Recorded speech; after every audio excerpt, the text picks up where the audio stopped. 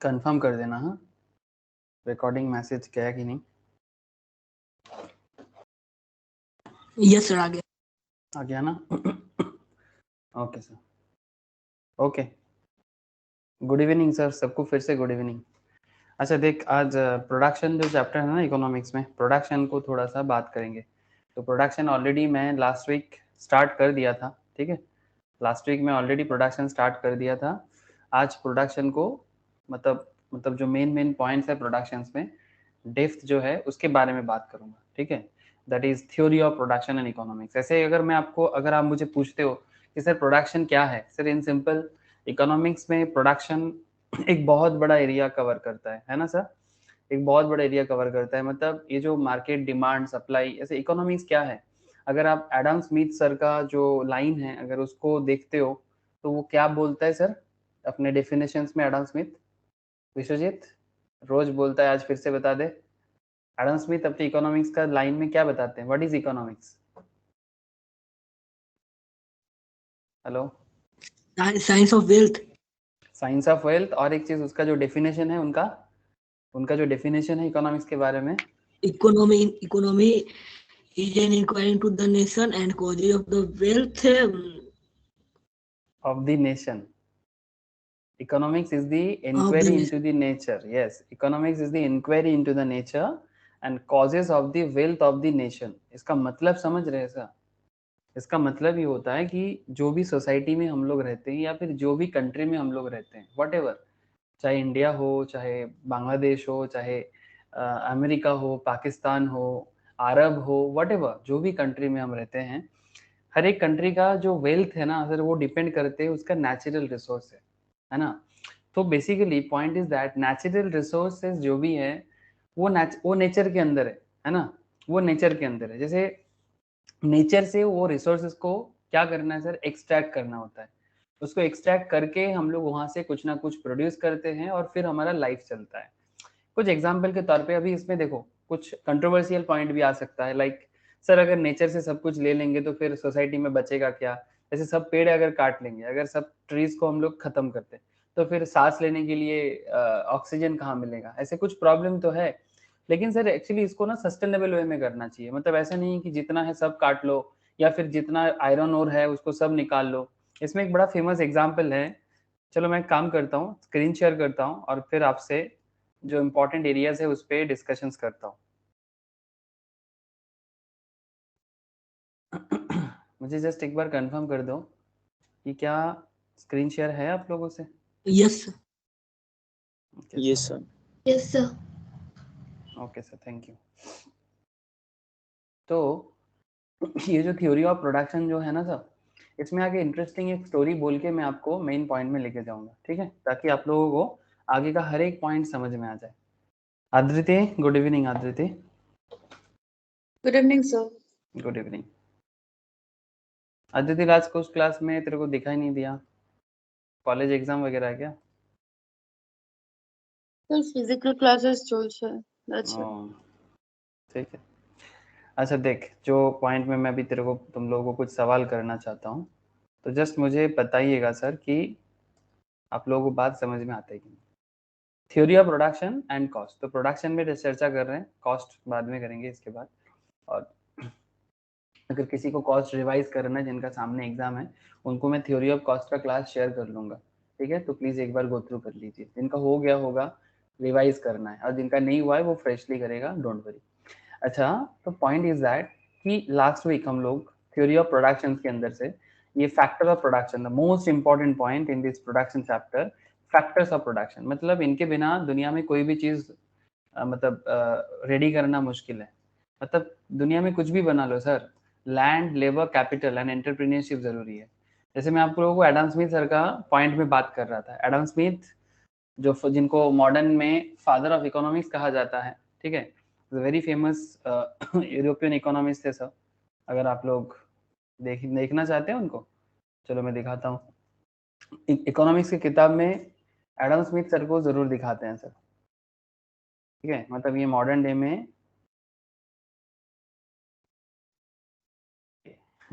देखने में भी एकदम पुराने ज़माने का 1790s के ज़माने के हैं सर, ठीक है। तो इनका इनको फादर ऑफ इकोनॉमिक्स कहा जाता है।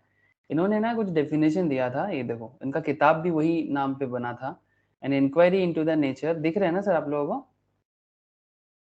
हाँ, Yes, sir. an inquiry Yes, into sir. the nature and Yes, causes of the wealth of the nation 1776। ये जो बुक्स हैं, ये बुक्स आज नहीं सर, 1776 में एडम स्मिथ सर इस किताब को लिखा था। और इंटरेस्टिंग फैक्ट क्या है, ये किताब सिर्फ किताब ही नहीं, this is not just a books, ये सिर्फ बुक्स नहीं है। एक्चुअली इनके अंदर ये जो लाइन है, ये लाइन बहुत कुछ समझाते हैं हमें। ठीक है, मैं आपको एक सवाल करूंगा, प्लीज मुझे हेल्प करना जवाब ढूंढने में। अगर मैं आपको पूछता हूँ सर, अच्छा आप लोगों का कोई फेवरेट कार कोई भी बताओ, अद्वितीय, अर्पिता, फेवरेट कार मतलब ब्रांडेड जितना फेवरेट कार है नाम ले सकते हो। Somodeep? sir, Mercedes. Mercedes, okay चलो सर, मर्सिडीज का नाम आया तो मैं चलो मर्सिडीज लिखता हूँ, गूगल में लिखता हूँ सर, आपके सामने ही लिखता हूँ मर्सिडीज। ठीक है, तो मर्सिडीज ओपन हो गया। अच्छा, जिनका फेवरेट है वो मुझे बता सकते हैं कि मर्सिडीज कहाँ का कंपनी है, जल्दी बोलो सर। ये जर्मनी का company. Germany. Very good sir, it's German company. चलो देख लेते हैं। Good evening sir. हाँ good evening Snehashish, good evening Somodeep. Somodeep आवाज 25। हाँ sir, good evening. Good evening. अच्छा, तो बेसिकली मैंने एक क्वेश्चन पूछा सर कि मर्सिडीज, मैंने पूछा किसी को भी अपना फेवरेट कार का नाम बताने के लिए, तो आदृति ने मर्सिडीज का नाम लिया। आदृति ने लिया या प्रियाक्षी ने लिया? Sir, Ami. अर्पिता? अर्पिता नहीं थी, Priyakshi. Priyakshi, okay Priyakshi, sorry sorry. अरे कई बार मेरा भी आइडेंटिफिकेशन पावर, ऐसे मैं आइडेंटिफाई कर लेता हूँ आवाज, बट कई बार मैं भी गलत हो जाता हूँ। Okay don't worry. तो मर्सिडीज बेंच के बारे में बात हो रहा है, ठीक है। इसका गाड़ी का लुकिंग्स कैसा है रे भाई, कोई लुक्स दे दो। ये रहा, ये ए क्लास, बी क्लास, सी क्लास, अलग अलग क्लास होता है ना सर।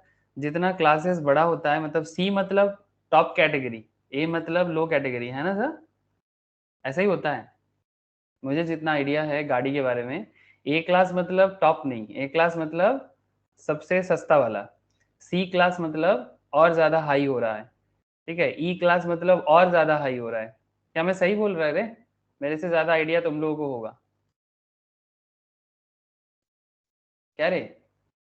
क्या ये मेरा जो सोच है सही Yes, है? sir. ठीक है ओके। तो सर अभी क्वेश्चन ऐसा नहीं है, मेरा सवाल ये है कि ये जो मर्सिडीज बेंज आप देख रहे हो, ठीक है, जो भी सीरीज आपके सामने हो, जो भी क्लास हो, क्वेश्चन इज दैट कि ये गाड़ी जर्मनी ने बनाया, तो क्या जर्मन का वेल्थ इस गाड़ी के कारण बढ़ा है सर? जर्मनी जो कंट्री है, ये देखो यहाँ पर लिखा रहेगा, सब्सिडरी है, इंडस्ट्री ऑटोमेटिव है, Benz and Sai founded country is Germany, यहाँ पर आपको दिख जाएगा कहीं ना कहीं ये Headquarter. स्टुटगार्ट, हाँ हेडक्वार्टर ये जर्मनी, ठीक है। तो कहने का मतलब ये है कि क्या ये जर्मन का इकोनॉमी में मर्सिडीज बेंज का कुछ ना कुछ योगदान तो है ना सर, कंट्रीब्यूशन। अरे जैसे इंडिया Yes, में, GST tax. हाँ जीएसटी हो, टैक्स हो, एम्प्लॉयमेंट हो, क्या बात करते हो, हाँ सर। जैसे इंडिया में टाटा मोटर्स का योगदान है, ये सर नो, इंडिया में टाटा हो, Yes, sir. रिलायंस हो, है ना, या फिर जो भी कार बनाते हैं सुजुकी हो, वैसा ही मर्सिडीज बेंज का भी इनके कंट्रीज में, जर्मन के कंट्रीज में, जर्मन में इनका भी अपना बहुत बड़ा रोल प्ले है। तो कहने का मतलब ये है कि आज मर्सिडीज बेंज आपके सामने एक लग्जरी कार हो सकता है ना, आपके लिए, हमारे लिए ये एक just a luxury car, but ये इकोनॉमी के लिए एक बड़ा ही इंटरेस्टिंग फैक्ट है। अब मैं आपके सामने एक सवाल रखता हूँ, मैं अगर बोलूं कि ये जो मर्सिडीज बेंज है, ये कार नहीं, मिट्टी है, just a part of clay.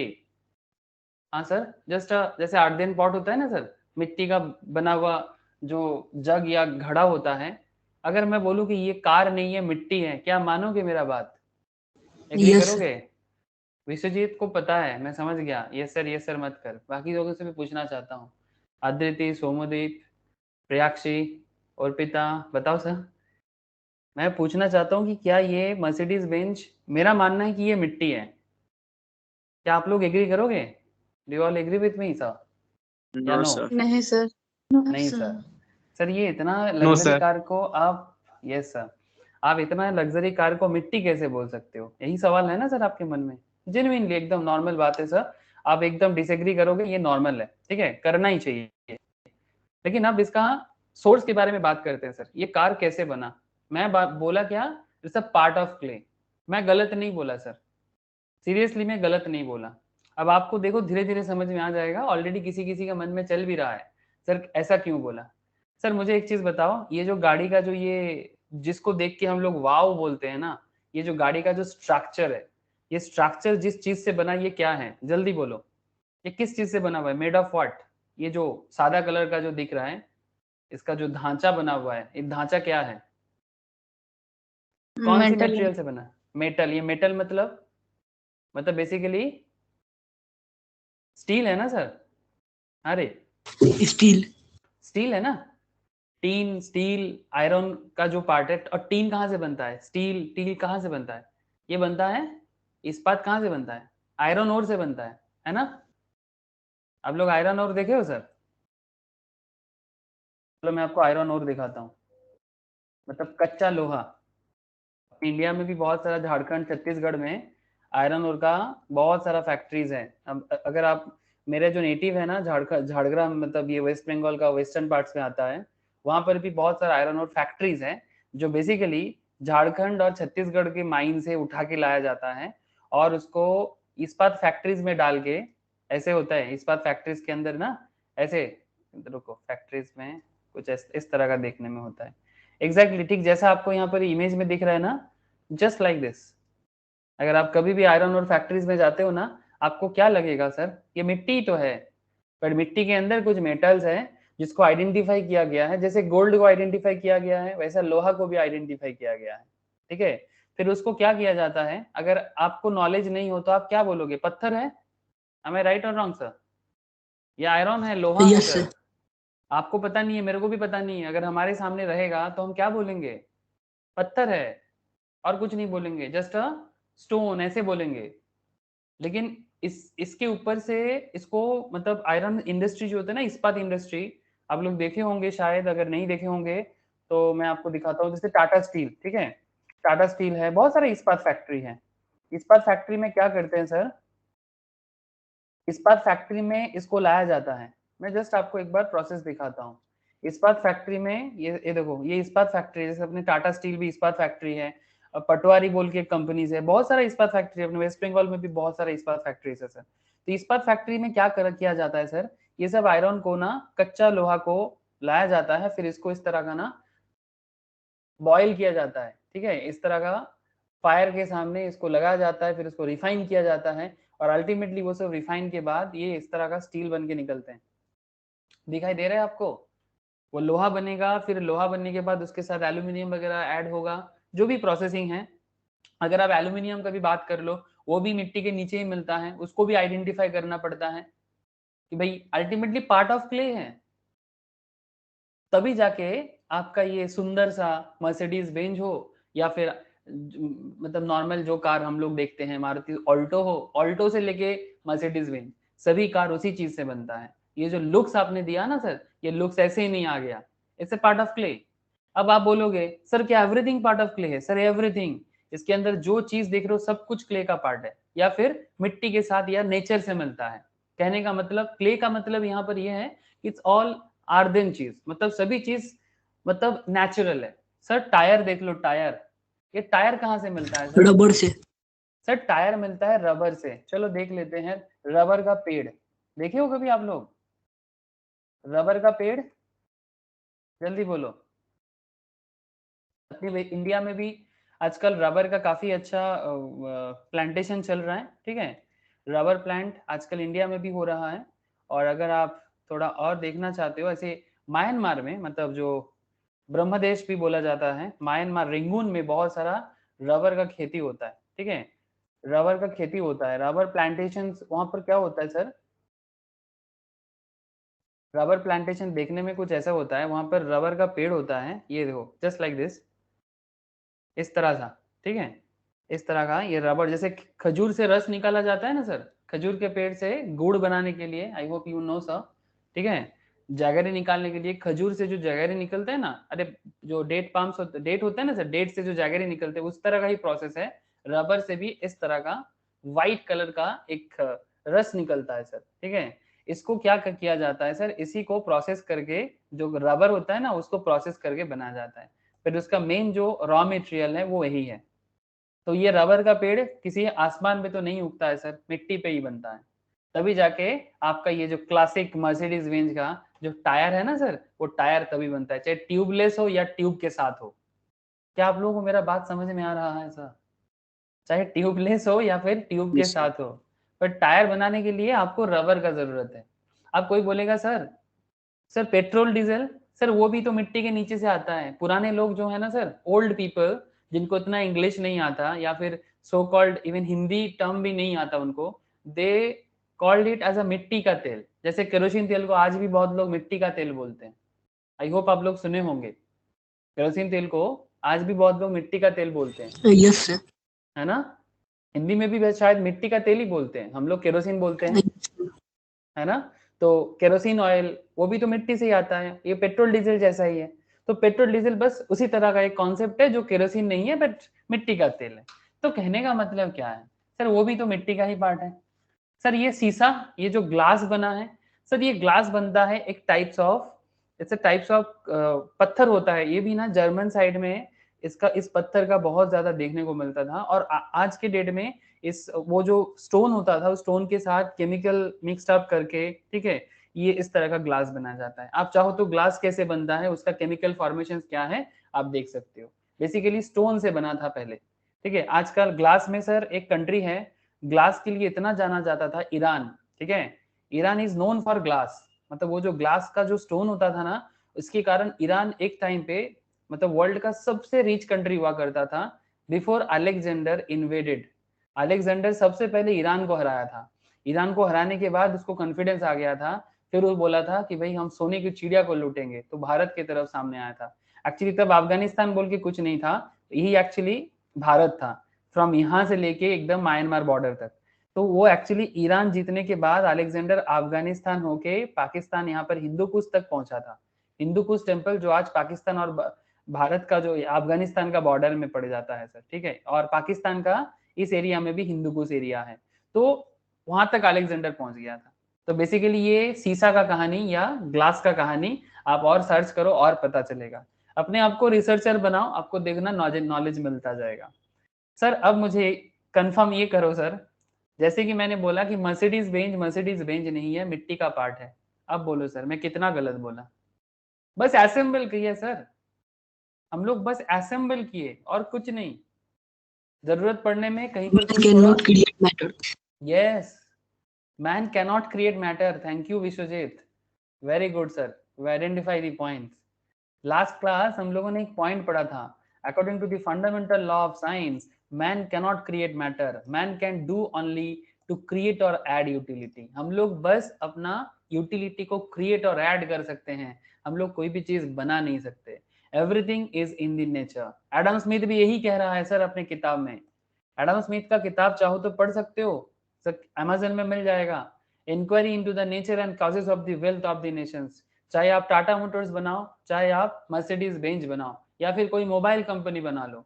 जैसे मैं लास्ट वीक शायद मोबाइल से एग्जांपल दिया था, वो चीप से, जो चीप बनता है जिसका स्टोरेज पावर होता Silicon. है वो सिलिकॉन से बनता है। अगर सिलिकॉन का डिस्कवरी नहीं होता तो शायद आज मतलब क्यों सीरियसली, अगर सिलिकॉन का पावर के बारे में समझ ना होता तो आज लोगों के हाथ में फोन या लैपटॉप नहीं होता, या फिर ये जो हम लोग बात कर रहे हैं ना इंटरनेट में बैठ के, that is also not possible.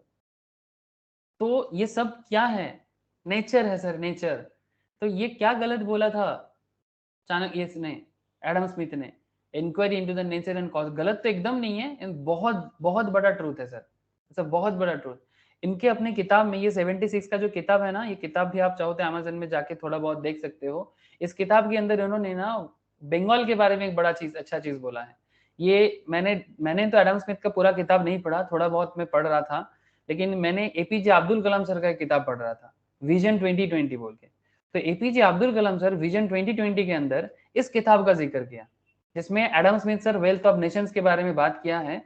और उसमें वेस्ट बंगाल का, मतलब वेस्ट बंगाल नहीं सॉरी, पूरा बंगाल, मतलब बांग्लादेश एंड बंगाल रीजन जो है, इसको वर्ल्ड का सबसे फर्टाइल एरिया बोला गया सर, सबसे फर्टाइल एरिया। मतलब इतना फर्टाइल लैंड वर्ल्ड में और कहीं नहीं है अकॉर्डिंग टू एडम स्मिथ। मतलब उन दिनों ये रिसर्च उन्होंने किया था, ये जो बंगाल एरिया है वर्ल्ड का सबसे fertile land, even Bengal means आज का बिहार के साथ, ठीक है, because in the British era Bengal का मतलब हुआ करता था बिहार, झारखंड, बंगाल एंड बांग्लादेश एरिया लेके, ठीक है, इस तरह से बंगाल रीजन को काउंट, इवन ओडिशा ऑल्सो, ठीक है। तो मतलब सबसे फर्टाइल लैंड कहा गया था। तो जो भी हो, अभी इसका जरूरत नहीं है समझने का। तो कहने का मतलब ये है कि मैंने बोला था आप लोगों को कि मर्सिडीज बेंज नहीं है, मिट्टी है। बोलो सर, अब क्या बोलोगे? एक पार्ट दिखा दो जो मिट्टी नहीं है या मिट्टी से नहीं आता, मतलब क्ले के साथ कुछ Light. कनेक्शन नहीं है। हाँ, लाइट। हाँ, लाइट जो जलता है, अरे बाबा, लाइट जलता है बैटरी के कारण, और बैटरी जिस चीज से बनता है ना, बैटरी जिस चीज से बनता है वो भी नेचर से ही मिलता है। हाँ ये बैटरी, ये कहाँ से Yes. इलेक्ट्रिसिटी, ये बैटरी से चलता है, ये बैटरी से पावर जनरेट करता है। और इसका जो बैटरी है, वो बैटरी जो क्या बोलते हैं, वो केमिकल जो भी चीजें मिलता है वो भी मिट्टी से ही मिलता है, तभी उसको प्रोसेस करके बैटरी बनाया जाता है। आप चाहो तो बैटरी प्रोसेसिंग इंडस्ट्री में जाके देख सकते हो, या फिर ऑनलाइन सर्च करो कि बैटरी कैसे बनता है, ठीक है, और तभी जाके आप यहाँ पर फिलामेंट जोड़ के इसको बना सकते हो। और जो लाइट है, लाइट जलता है किससे? फिलामेंट से। और वो फिलामेंट कैसे बनेगा? वो फिलामेंट में जो तार जोड़ते हो, और जो तामा का तार जो होता है सर, हाँ, तामा का जो कॉपर का तार होता है, वही तो इलेक्ट्रिसिटी के मतलब इलेक्ट्रिसिटी बेसिकली जाने में हेल्प करता है ना, इलेक्ट्रिक रेज करने Yes, में। sir. तो वो कॉपर कहाँ से मिलता है? कुछ समझ में आ रहा है क्या? Yes, sir. Everything is part of clay sir, everything. आप सोचना चालू करो, खत्म नहीं होंगे। कोई बोलेगा सर अगर गाड़ी के अंदर कुछ प्लास्टिक्स है तो वो नहीं है। अरे सर, प्लास्टिक तो बाई प्रोडक्ट ऑफ पेट्रोल है।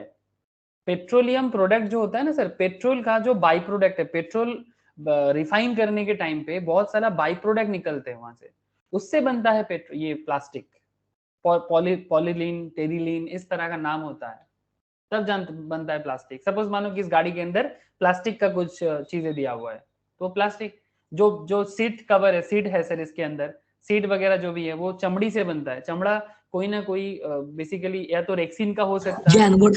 हाँ, जानवर से मिलता है ना, कुछ ना कुछ एवरीथिंग सर। तो इसीलिए एडम स्मिथ का कहना, जो बात है ना सर, इतना ज्यादा प्रैक्टिकल आज भी है। सो ये सब बातें क्यों कर रहे हो? बिकॉज हम लोग आज प्रोडक्शन के बारे में बात कर रहे हैं। तो जो कंट्री अपना प्रोडक्शन लेवल में, ये प्रियाक्षी तेरे को समझ में आया? অর্পিতা, বুঝতে স্যার পারলি? একটু একটু বুঝছি। একটু কেন? এটা তো এমন কিছু কঠিন কথা বলিনি, কেন আমি কি কিছু মানে আমার কথাটা কি বিশ্বাস হলো না? আমি জাস্ট জানতে না চাচ্ছি। স্যার, না স্যার, হ্যাঁ, মানে আমি কি কিছু মানে ভুলভাল লজিক দিলাম? নো স্যার, আরে, আমার লজিক ভুলভাল ছিল? নো কার স্যার। মনে, না আমি জিজ্ঞেস করছি, যদি মনে হয় কি স্যার ইললজিক্যাল তাহলে বলতে পারিস। মানে এটা অবভিয়াসলি আমি নিজেই তৈরি করেছি, ঠিক আছে, বাট হ্যাঁ, নিজে তৈরি করেছি মানে আমি রিসার্চ করেছি ব্যাপারটা নিয়ে, সেই জন্য আমি কথাটা বললাম তোদেরকে। তো তোরাও আমাকে বল কি কোন কথাটা ইললজিক্যাল লাগলো, আমি সেই জন্য জিজ্ঞেস করছি। এই এক্সাম্পলসটা আমি অনেকবার ধরেই দিই, নট জাস্ট আজকে, মানে 5-7 বছর ধরে দিয়ে যাচ্ছি। আর সবাইকে জিজ্ঞাসা করলে একটাই কথা বলে, স্যার মার্সিডিজ বেঞ্চ या फिर बीएमडब्ल्यू এটা माटी की করে होते पारे। आई होप यू अंडरस्टैंड, मतलब ये मिट्टी कैसे हो सकता है बीएमडब्ल्यू या मर्सिडीज, समझ में आ रहा है ना? तो बेसिकली आप अगर ढूंढोगे तो एडम स्मिथ का जो डेफिनेशन है अबाउट इकोनॉमिक्स, एकदम स्टार्टिंग क्लास में समझा जाता है, इंट्रोडक्शन ऑफ इकोनॉमिक्स में। Economics is the inquiry into the nature and causes of the wealth of the nations. That is the reason ये रिसर्च मैंने किया। आप थोड़ा और सोचो तो आपको भी समझ में आ जाएगा कि मर्सिडीज बेंज मिट्टी है। देखो सर, दुनिया में जो भी इन्वेंशन हुआ है ना, सब नेचर से ही हुआ है। अगर आप नेचर को इग्नोर करके इन्वेंशन के बारे में सोचते हो, तो या तो आप समझ नहीं रहे हो साइंस क्या है। अच्छा, हम लोग ये साइंस साइंस बहुत चिल्लाते हैं, हाँ, क्या पढ़ते हो? साइंस पढ़ते हैं। जो अगर कॉमर्स, मतलब कोई अगर किसी को अगर साइंस नहीं मिलता है स्कूल लेवल में, तो उसका तो ऐसा लगता है जैसे मतलब जैसे उसने या तो बहुत बड़ा पाप कर लिया, स्पेशली इन आवर बंगाल। मुझे पता है कि यहाँ पर अगर साइंस नहीं कोई करता है ना, तो ऐसा लगता है कि भाई इसका दिमाग तो, ये तो डफर होगा, इसके दिमाग में कुछ है नहीं, इस काइंड ऑफ दैट, ऐसा कल्चर है। तो मैं आपको एक सवाल करना चाहता हूँ, what is the meaning of science? Science का मतलब क्या है? या फिर साइंस का एक्चुअल हिंदी क्या है, कोई बता सकते हो? विज्ञान। विज्ञान, विज्ञान इज अ संस्कृत वर्ड, ठीक है, ये जो विज्ञान है इज अ संस्कृत वर्ड। अब बता सकते हो विज्ञान का मतलब क्या है? हाँ सर, साइंस, साइंस तो हम लोग बहुत चिल्लाते हैं, ये क्या पढ़ता है भाई? साइंस पढ़ता है। What is the meaning of science? Science means हम लोग इसे ऐसे बोलते हैं विज्ञान, हाँ, हिंदी में हम लोग ऐसे बोलते हैं, ये एक्चुअली संस्कृत वर्ड है विज्ञान। लेकिन विज्ञान का मतलब क्या है? ये तो संस्कृत है, ये इंग्लिश है। बिना ज्ञान के। हाँ बोल बोल। बिना सर ज्ञान? बिना ज्ञान के। नहीं सर, विज्ञान, ये विज्ञान का मतलब होता है सही ज्ञान, मतलब ट्रूथ, ट्रूथ, ट्रूथ, सच क्या है, दैट इज कॉल्ड साइंस। तो साइंस का मतलब होता है जो सच ढूंढता है, truth seekers, truth knowledge, that is called science. सही चीज ढूंढना, उसका जो पढ़ाई होता है उसको साइंस कहलाता है। ट्रूथ ढूंढना, दैट इज कॉल्ड विज्ञान। विज्ञान का मतलब कोई स्ट्रीम नहीं है, जैसे हम लोग बना दिए ना साइंस एक स्ट्रीम है, it's not like that sir. जो भी हो, रिसर्च आप और करो, आपको और नॉलेज मिलेगा, ठीक है। ये तो बस मेरे दिमाग में कुछ ना कुछ चलता रहता है तो मैं बता देता हूँ, क्या पता कल हो ना हो। ओके सर, चलो अभी क्या है सर, लास्ट क्लास को फिर से रिपीट नहीं करेंगे, आज तो सर प्रोडक्शन पे लेवल अप करना है, ठीक है। तो हम लोग को ये चीज पता चल गया था प्रीवियस लेक्चर्स में कि प्रोडक्शन के लिए जो मेन 4 फैक्टर्स होते हैं, that is land, labour, capital and entrepreneurship, ठीक है। ये 4 फैक्टर्स को तो हम लोग ढूंढ लिए कि अगर आपके पास जमीन हो तभी जाके आप बिजनेस बना सकते हो, अगर आपके पास कैपिटल हो तभी जाके आप कुछ ना कुछ बना सकते हो। कैपिटल का भी अलग अलग टाइप्स है, इसमें जैसे नेचुरल कैपिटल, जैसे मानो कि अगर कोयला ना होता तो क्या इलेक्ट्रिसिटी बनता? अरे नो सर। नहीं ना, तो वो क्या है? दैट इज ऑल्सो पूंजी, दैट इज ऑल्सो कैपिटल। अरे कैपिटल मतलब नॉट जस्ट मनी, हम लोग लास्ट क्लास में ये भी पढ़े थे कि कैपिटल का क्या मतलब होता है। ये देखो यहाँ पर आप पढ़े थे सोशल कैपिटल। सोशल कैपिटल में जैसे मानो कि सरकार अगर रोड ना बना के देता, सरकार अगर ब्रिज ना बना के देता, आज आप लोग कोलकाता पहुंच पाते? अरे अगर हावड़ा ब्रिज ना होता तो क्या होता? हाँ सर, फ्लाइट से आ जाते। अरे भाई फ्लाइट भी तो कैपिटल ही हुआ, वो भी तो सोशली बनाया गया है सर, वो भी तो इंजीनियरिंग करके। तो अगर चलो फ्लाइट तो बहुत बाद में आया, बट अगर ब्रिज ना होता तो कोलकाता कहाँ से बनता? कोलकाता आने के लिए आपको हावड़ा क्रॉस करना पड़ता है, और हावड़ा क्रॉस करने के लिए आपको हावड़ा ब्रिज का सहारा चाहिए होता है। तो हावड़ा ब्रिज पहले था सर, हावड़ा ब्रिज जो आज देखते हो ना, वो पहले पॉल्टन ब्रिज के नाम से जाना जाता था। जानते हो सर, किसी को पता है? ऐसे इसको सर पता हो आज सकता है। सुनना, हाँ आज फर्स्ट के टाइम, सुनना। Yes sir. ये देखो सर, पॉल्टन ब्रिज हावड़ा, देख लो। ये ब्रिटिश लोग जब हावड़ा ब्रिज बनाया, उससे पहले हावड़ा ब्रिज ऐसा देखने में हुआ करता था, इट्स लुक लाइक दिस, ऐसा ही फोटो मिला है, ठीक है। ये ब्रिज ऐसा देखने में होता था सर, दिखाई दे रहा है क्या? इसमें यस सर। Yes sir. इसमें ये गंगा के ऊपर बना हुआ है, ये हावड़ा साइड है, वो कोलकाता साइड है, ठीक है। तो इस तरह से पॉल्टन ब्रिज हुआ करता था।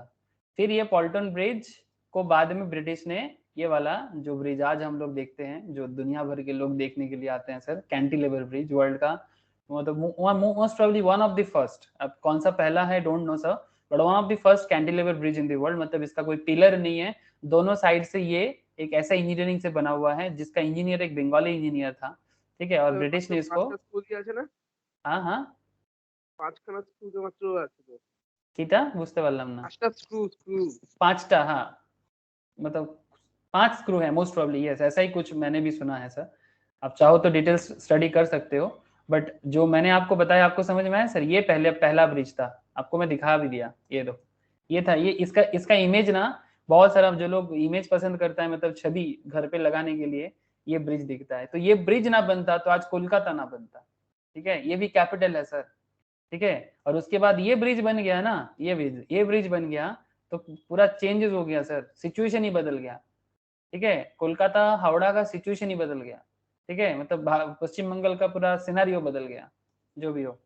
चलो सर, इकोनॉमिक्स में फिर से आ जाते हैं। तो एग्जांपल्स देने बोलो ना, मेरा सारा दिन एग्जांपल्स देता जाऊंगा, लेकिन इसमें क्या होगा ना, सिलेबस खत्म नहीं होगा। तो जो भी हो, social capital, I hope you understand sir. तो ये land, labour, capital, entrepreneurship, everything आप लोगों को पता चल गया। अब बात करेंगे सर प्रोडक्शन फंक्शंस पे, ठीक है, चलो ध्यान देते हैं। Meaning of production functions. Sir ये प्रोडक्शन फंक्शंस क्या है? Sir production function states the relationship between input and output. मतलब आप कोई भी चीज बनाओ दुनिया में, जैसे मर्सिडीज बेंच बनाओ या फिर कुरकुरे का पैकेट बनाओ। अरे सर क्या पागल हो गए क्या? कहाँ मर्सिडीज बेंच और कहाँ बेंच और कहाँ कुरकुरे? हाँ सर, ये भी तो इकोनॉमिक्स में एक बहुत बड़ा रोल प्ले करता है। कुरकुरे, किसको पसंद है कुरकुरे? अरे कौन बनाते हैं जानते हो कुरकुरे? पेप्सिको। पेप्सिको का ब्रांड है सर ये जो पेप्सी खाते हैं ना हम लोग, पेप्सी उसी उसी कंपनी का है। हाँ, पेप्सिको उसका एक सब ब्रांड है, फ्रिटोले बोल के, सब्सिडियरीज, ठीक है, सब्सिडियरी ऑफ पेप्सिको, और फ्रिटोले के नाम पे चलता है, लेकिन एक्चुअल कंपनी पेप्सिको का है। इंडिया, पाकिस्तान और बांग्लादेश, ये तीनों कंट्री में बड़ा फेमस है, ठीक है। नाम सिर्फ कुरकुरे है बट काम बहुत बड़ा करता है। छोटा सा पैकेट, मतलब वो बोलता है ना, छोटा पैकेट बड़ा धमाका, छोटा पैकेट है धमाका, कितना कमा सकता है, कैन यू इमेजिन सर? हाँ, कितना इनकम करता होगा एक सिंपल सा कुरकुरे का कॉन्सेप्ट बना के। बेसिकली ये भुट्टा से बनता है ना, कॉर्न पफ्स बेसिकली, ये बेसिकली कॉर्न से बनता है, जो भुट्टा होता है ना जिसको हम लोग Yes, नॉर्मली sir. घर में ही बनाते हैं, उसको थोड़ा मसाला करके पफ्ड करके थोड़ा कॉन्सेप्ट बना के ये बना देता है, उसके साथ कुछ मिला उला के, आई डोंट नो बट क्या मिलाते हैं, but concept is very simple, input output. Input में क्या दिया, कॉर्न दिया, आउटपुट में क्या निकला, कुरकुरे। कुछ समझ में आया? मर्सिडीज बेंच का सोचो, मर्सिडीज बेंच में इनपुट में रबर गया, इनपुट में आयरन ओर गया, अरे कहाँ चला गया मेरा मर्सिडीज बेंच? मर्सिडीज बेंच गायब हो गया। ये इनपुट में रबर आया, इनपुट में स्टील आया, इनपुट में आयरन ओर आया, इनपुट में पेट्रोल डीजल आया, इनपुट में प्लास्टिक्स आया, इनपुट में क्या बोलते हैं ग्लास आया, क्या नहीं आया, तब जाके एक मर्सिडीज बेंच बना। So what is the point sir? The point is very simple, if you understand the background then everything is very easy, otherwise आगे आगे चर्चा जितना डेप्थ होगा आपको लगेगा कि क्या चल रहा है। ध्यान से अगर स्टोरी समझ में आ जाता है ना, तो आगे का खेल समझ में आ जाएगा। तो relationship between inputs and outputs, क्या इनपुट दे रहे हो और बदले में आपको आउटपुट में क्या मिल रहा है, that is the amount of output that can be produced with given quantities of input under a given state of technological knowledge। Technical knowledge मतलब एक गिवन टेक्निकल नॉलेज आपको दिया जाता है कि भाई यही टेक्निकल नॉलेज है, बना के दिखाओ। क्या कुरकुरे बना सकते हैं हम लोग? ठीक है, देखो सर, कुरकुरे हम लोग नहीं बना पाए, उसको भी बनाया एक अमेरिकन कंपनी ने। मतलब क्या डब्बा मार का एडुकेशन बन गया हम लोगों का। हाँ, ये डब्बा एडुकेशन ही है, जो एडुकेशन एक सिंपल कॉर्न पाप को इतना बड़ा कंपनी बना दिया। Can you imagine sir? That is called, सिर्फ मर्सिडीज बेंच बना के या फिर गूगल बना के या माइक्रोसॉफ्ट बना के ही कंट्री बड़ा नहीं होता, एक कुरकुरे जैसा ब्रांड बना के भी कंट्री बड़ा होता है। लेकिन इसको लिए ना वो क्या है, तथाकथित समझते हो, सो कॉल्ड एडुकेशन नहीं चाहिए, डिग्री वाला नॉलेज वाला एडुकेशन चाहिए, उससे दुनिया बदल सकता है। ये जो आजकल चल रहा है ना, बस ये डिग्री ले ले, बीकॉम पास कर जा भाई, बीएससी कर ले, एमबीए कर ले, ऐसा नहीं चलता है। लर्न समथिंग, कुछ सीखो, तब कुछ कर पाओगे, कंट्री का भाग्य भी बदल जाएगा। देखो sir, production function states the relationship between inputs and outputs. Economics बार बार बोलता है, लेकिन ना तो कोई पढ़ाता है ना तो कोई सुनता है, उनको तो बस डिग्री लेने के पीछे पड़ा हुआ है। That is the amount of output that can be produced with given quantities of inputs under A given state of technical knowledge. मतलब करेंटली आपके पास जो ज्ञान है उसी ज्ञान को यूज करो, और जितना समय जाएगा ज्ञान बढ़ाते जाओ। अपना ज्ञान बढ़ाते जाना चाहिए ना सर, सबको, मुझे भी आपको भी, अपने अपने काम पे। Output takes from the volume of goods और service and inputs are the different factors of production. Input में क्या डालोगे? इनपुट में आपको जमीन चाहिए, इनपुट में आपको लेबर चाहिए, इनपुट में आपको कैपिटल चाहिए, इनपुट में आपको एंटरप्रेन्योरशिप चाहिए। ये चार चीज को ऐड करो और कुछ ना कुछ बना के दिखाओ, चाहे मर्सिडीज बेंच हो, टाटा मोटर्स हो, होंडा i10 हो, या फिर क्या बोलते हैं मोबाइल फोन बना लो, जो भी चाहिए, या कुरकुरे पफ बना लो, या लेस बना लो, हाँ, या फिर देहरादून राइस बना लो, अरे जो मर्जी बना लो, बट बनाओ कुछ तो। जो भी बनाओगे, जो भी बेचोगे, you need 4 factors: land, labour, capital and entrepreneurship. अब देखो sir, if you understand the background, अब आगे का खेल देखो। In other words, in the transformation of inputs into outputs, जो भी आप इनपुट में ट्रांसफॉर्म करोगे, ठीक है, जो भी आप इनपुट दोगे, फिर इनपुट देने के बाद वो ट्रांसफॉर्म होके क्या निकलेगा, आउटपुट निकलेगा। और वही चीज आप मार्केट में सेल करोगे तो प्रोडक्ट बनेगा, और प्रोडक्ट बनेगा तो बड़ा कंपनी बनेगा, बड़ा कंपनी बनेगा तो आपको जॉब मिलेगा। हम लोग तो बस जॉब के पीछे पड़ा हुआ है, प्रोडक्ट कौन बनाएगा सर? फिर भी आजकल कोई कोई बड़ा अच्छा अच्छा काम कर रहा है। एक बंदा है ना सर, वो MBA चाय वाला, हाँ, ये सर प्रफुल्ल। प्रफुल्ल चाय बेच के क्या कर रहे हैं? हाँ, लोग चाय बेचने को छोटा समझते हैं, बट वो प्रफुल्ल दिखाया ना, तो भी चाय बेच के भी आप कुछ खास करके दिखा सकते हो। हाँ, MBA चाय वाला। और भी बहुत है, होटलियर, होटल चेन बनाया ओयो ने। हाँ, पेटीएम तो, हाँ, ओयो, OYO, ठीक है, पेटीएम तो अलग ही लेवल का सोच रखता है सर फाइनेंशियल टेक्नोलॉजी में। ठीक है, चलो। अच्छा, प्रोडक्शन फंक्शन में भी 2 टाइप्स। ये जो प्रोडक्शन का फंक्शन है ना सर, इसको 2 टाइप्स में हम लोग यहाँ पर देखेंगे। एक को बोलते हैं शॉर्ट पीरियड और एक होता है लॉन्ग पीरियड। हाँ, कोई भी बिजनेस ना 2 कॉन्सेप्ट में चलता है। अगर आप बिजनेसमैन हो, अगर आप बिजनेसमैन बनना चाहते हो, तो ध्यान से सुनना सर एक एक बात। या तो बिजनेसमैन बनोगे, ऐसे तो सर एक कहावत है मेरे हिसाब से, मेरा कहावत है सर, ये मेरा कहना है कि इंसान को दुनिया में एक ही चीज करना होता है। सर क्या बात करते हो? हाँ सर, मेरा मानना है कि इंसान को दुनिया से एक ही चीज करना होता है, दैट इज बिजनेस। क्या ये बात में एग्री करोगे? हाँ, कि आपको दुनिया में एक ही चीज करने का मौका मिलेगा, ओनली बिजनेस। अब कोई झगड़ा करेगा मेरे साथ, सर क्यों मैं जॉब करूंगा, मैं बिजनेस नहीं कर सकता? सर आप जिस कंपनी में जॉब करोगे वो भी तो कुछ बिजनेस ही करता है ना। अरे बताओ, आप जिस कंपनी में जॉब करोगे वो कुछ बिजनेस करता है, तभी तो आपको जॉब दे पाएगा। तो अल्टीमेटली आप बिजनेस का ही तो पार्ट बने। तो अगर आप बिजनेस का पार्ट बने तो आपको भी तो बिजनेस करना होगा। क्या आपको मेरा बात समझ में आया सर? हेलो, क्या Yes, sir. पॉइंट समझ में आया? Yes sir. अगर आप बिजनेस, अगर आप बिजनेस का पार्ट बनोगे तो क्या आप बिजनेस नहीं करोगे? सर मैं बेचना थोड़ी ना चाहूंगा, अरे क्यों, कुछ तो करोगे। या तो प्रोडक्शन संभालोगे, या तो सेल संभालोगे, या तो डिजाइन संभालोगे, कुछ तो करोगे रे भाई। बिजनेस के लिए कुछ तो करोगे, तो वही तो बिजनेस हुआ ना। दुनिया में सबको एक ही चीज करना होता है, चाहे आप मानो या ना मानो। शायद ये बात आपको कोई और बोलेगा नहीं, अगर बोलेगा भी तो आपको शायद समझ में ना आए, बट मैं आपका टीचर हूँ, आपको बोल रहा हूँ, समझाने का कोशिश कर रहा हूँ, समझा करो। बाद में देख लेना, मतलब इस पॉइंट को मैच करा लेना कि सर ने बोला है कि दुनिया में सबको बिजनेस ही करना होता है, चाहे आप कुछ भी करो। सपोज आप एक बहुत बड़ा पेंटर हो, ठीक है, आप आर्टिस्ट हो, आप बिजनेस नहीं करते, बट क्या सिर्फ पेंटिंग करके आपका पेट भर सकता है? तो आप क्या करोगे भाई, कोई आए इसका मार्केटिंग कर दे। आप खुद नहीं करना चाहते हो बिकॉज आप पेंटर हो, आपको पेंटिंग करना आता है, बट आप चाहोगे ना कि भाई मेरा पेंटिंग बेचे तभी जाके मेरे को कुछ खाना मिल जाए। अरे अब बहुत अच्छा पेंटिंग होगा तो करोड़ों में बिकेगा, थोड़ा बहुत होगा तो 10 20 50 100 150 में बिक जाएगा, लेकिन बिकेगा जरूर, है ना? आप एक डांसर हो, आप डांस करते हो, क्या सिर्फ डांसिंग करके पेट भरेगा? आप क्या चाहोगे कि भाई कोई मेरा डांस देखने के लिए आए, या कोई मुझे प्रमोट करे डांसिंग में, चाहे वो भारतनाट्यम हो या फिर क्लासिकल हो या फिर जो भी आजकल हिप हॉप जो भी बोलो आप। हाँ, कोई तो प्रमोट करे आपको, चाहे लोकल क्या बोलते हैं माचा डांसिंग हो जाए या फिर डांस इंडिया डांस में चले जाए, बट डांस करने के लिए मुझे, मैं डांसर हूँ, ये मेरा आर्ट है मेरे अंदर, ठीक है, लेकिन इस आर्ट को कहीं ना कहीं बिजनेस में कन्वर्ट करना होगा। तो बिजनेस में कन्वर्ट करना मतलब क्या?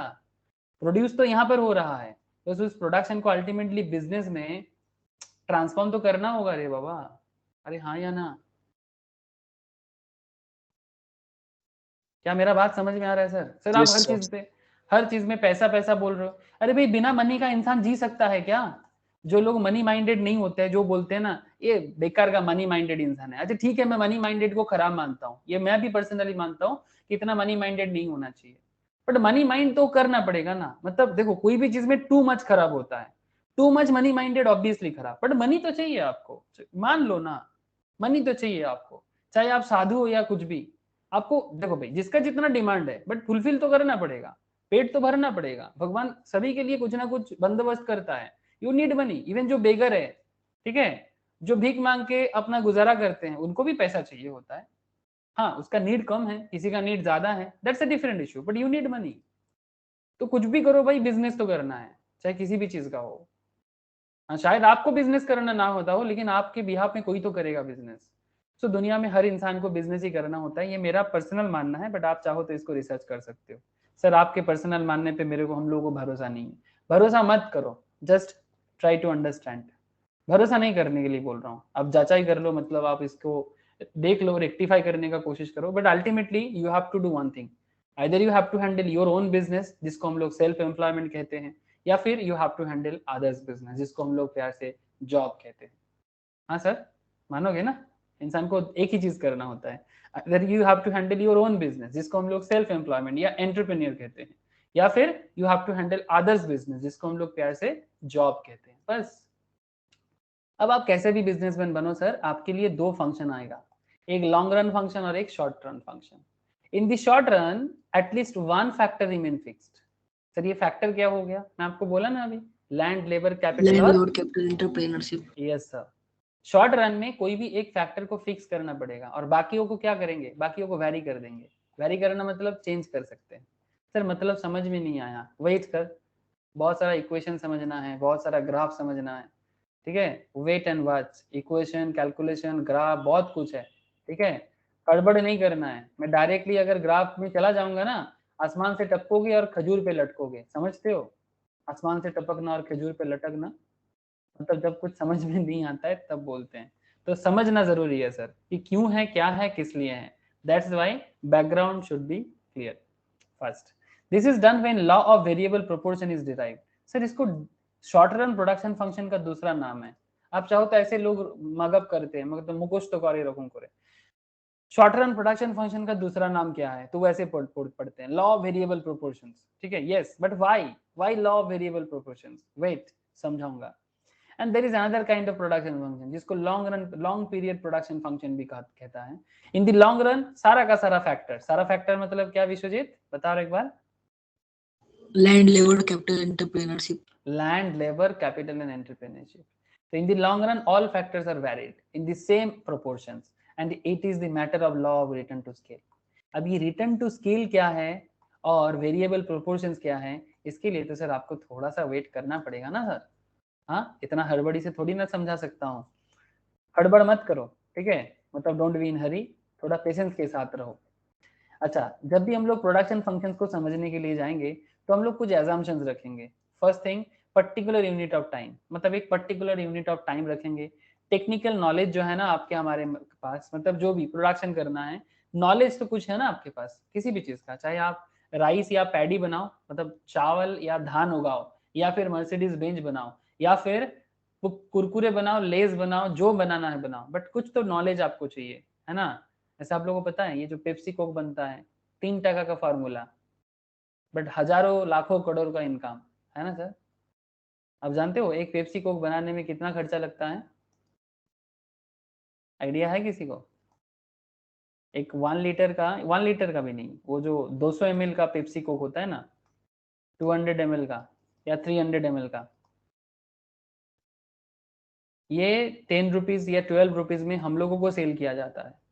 इसको मैन्युफैक्चर करने में हार्डली 2 to 3 रुपीज खर्चा होता है, बाकी खर्चा तो मार्केटिंग में होता है। ऐसा कॉन्सेप्ट ऑफ सोडियम कार्बोनेट, ऐसा कुछ कॉन्सेप्ट है, आई होप आप लोग जानते हो, बचपन में भी पढ़े होंगे। एक 2 to 3 रुपीज का फॉर्मूला आज पेप्सी को या कोको कोला को वर्ल्ड का कितना वैल्यूएबल कंपनी बना के छोड़ा है सर। अरे समझ में आ रहा है ना, कोको कोला, पेप्सी को कोको कोला, दोनों का जो फॉर्मूला है 2-3 टका का फॉर्मूला, हार्डली एक बॉटल 10-12 में बिकता है, मतलब 300 ml का, और कंपनी हजारों करोड़ लाखों करोड़ कमाते हैं sir, million, trillions, billions, million तो छोड़ो, बिलियंस एंड ट्रिलियंस में कमाते हैं। आप चाहो तो वैल्यूएशन देख सकते हो, मैं भी आपको दिखा सकता हूँ। हेलो, बात समझ में आ रहा है सर। तो हर एक चीज का टेक्निकल नॉलेज होता है, बट एक सर्टेन टाइम पे आपका नॉलेज 2-2 मिनट में चेंज तो नहीं हो सकता ना, कि अभी आपको कुछ पता है 2 मिनट में आप डिस्कवर कुछ और हो गया, ऐसा नहीं होता। एक सर्टेन पीरियड ऑफ टाइम में आपका नॉलेज कांस्टेंट रहेगा, ये हम लोग मान के चलेंगे। फैक्टर्स आर डिविजिबल, मतलब जो भी फैक्टर्स है, क्या क्या फैक्टर्स है आपके पास, क्या क्या फैक्टर्स है आपके पास? Land, labour, capital and entrepreneur, है ना। मतलब जो रिस्क उठा के बिजनेस करते हैं उनको हम लोग क्या बोलते हैं सर? एंटरप्रेन्योर बोलते हैं या फिर एंटरप्रेन्योर भी बोलते हैं, इस तरह से। It's a French word, it's a French word, इसलिए कोई कोई इसको एंटरप्रेन्योर इसी तरह से भी प्रोनाउंस करते हैं। मेरे से उतना नहीं होता, मैं तो एंटरप्रेन्योर ही बोल देता हूँ। तो लैंड, लेबर, कैपिटल, एंटरप्रेन्योर, ठीक है। ये जो 4 फैक्टर ऑफ प्रोडक्शन है, ये 4 फैक्टर ऑफ प्रोडक्शन आपको बार बार समझना पड़ेगा, बार बार, एक बार नहीं, बार बार।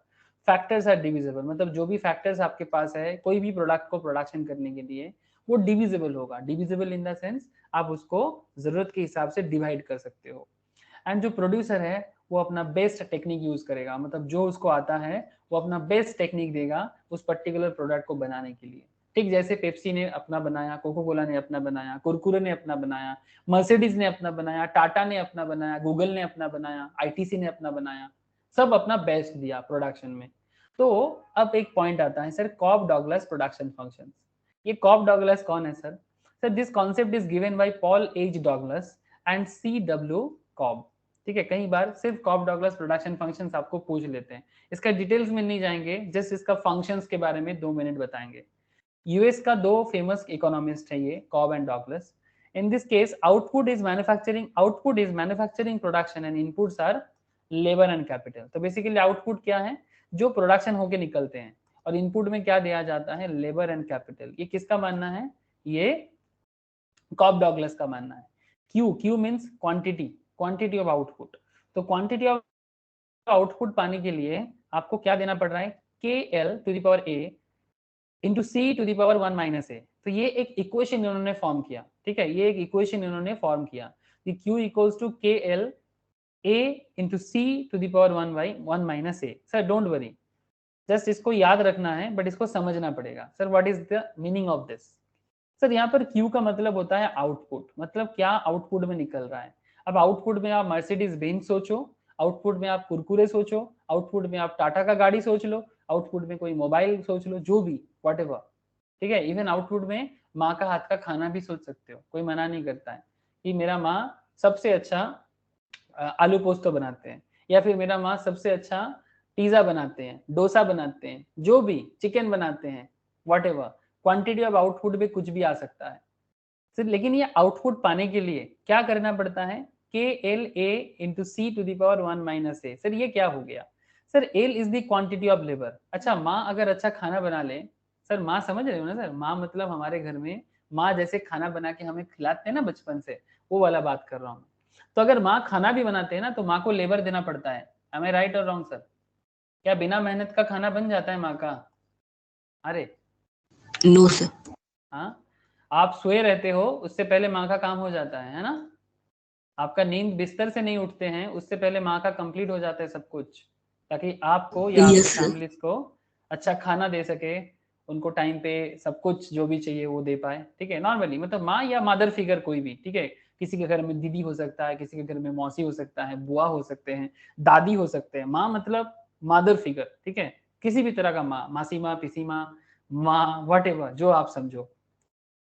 क्वांटिटी ऑफ लेबर एंड सी का मतलब क्या है? दिस सी का मतलब है क्वांटिटी ऑफ कैपिटल। अच्छा, जो भी खाना बनाओगे क्या उसको बाजार से खरीद के लाना पड़ा है? अरे जो भी खाना माँ बना रहे हैं क्या उसको बाजार से खरीद के लाते हो कि नहीं? चाहे पिज्जा बना लो या डोसा बना लो या चिकन बना लो या मटन बना लो, फिश बना लो, व्हाटएवर, हाँ, या फिर आलू गोभी पराठा बना लो, क्या उसको बनाने के लिए मार्केट से बाजार करके लेके आना पड़ेगा? और उसके लिए आपके पास उतना पैसा होना चाहिए। Am I right or wrong, sir? Yes, sir. Yes ना? तो this quantity of capital mean C यहाँ पर। And what is K and AR? ये जो K है और A है ये पॉजिटिव कांस्टेंट है। सर ये पॉजिटिव कांस्टेंट क्या होता है? सर किसी भी चीज पे ना, किसी भी काम को करने के लिए आपको दो, ये मैथमेटिकल एक कॉन्सेप्ट है, ये मैथ्स है एक्चुअली। पॉजिटिव कांस्टेंट आपको किसी भी काम को करने के लिए हेल्प करता है।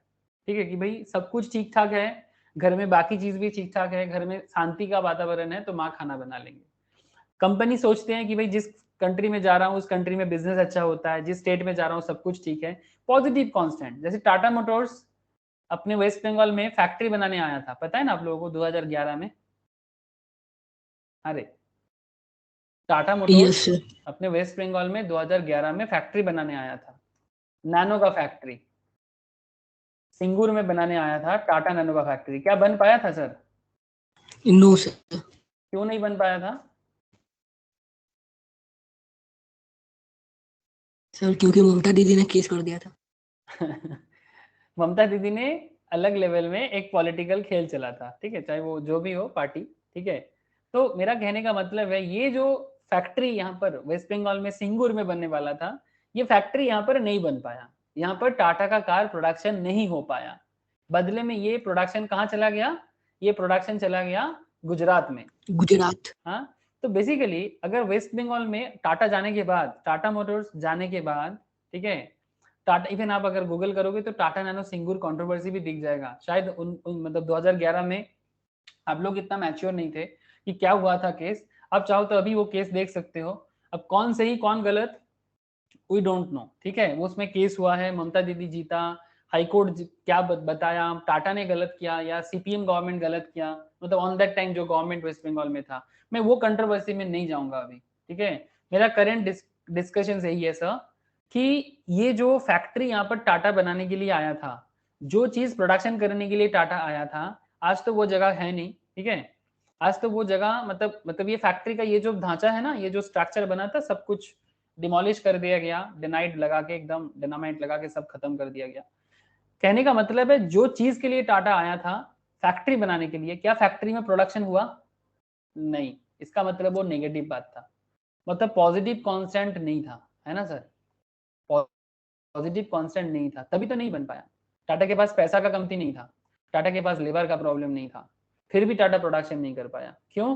बिकॉज किसी भी काम को करने के लिए पॉजिटिव कांस्टेंट की जरूरत होते हैं सर।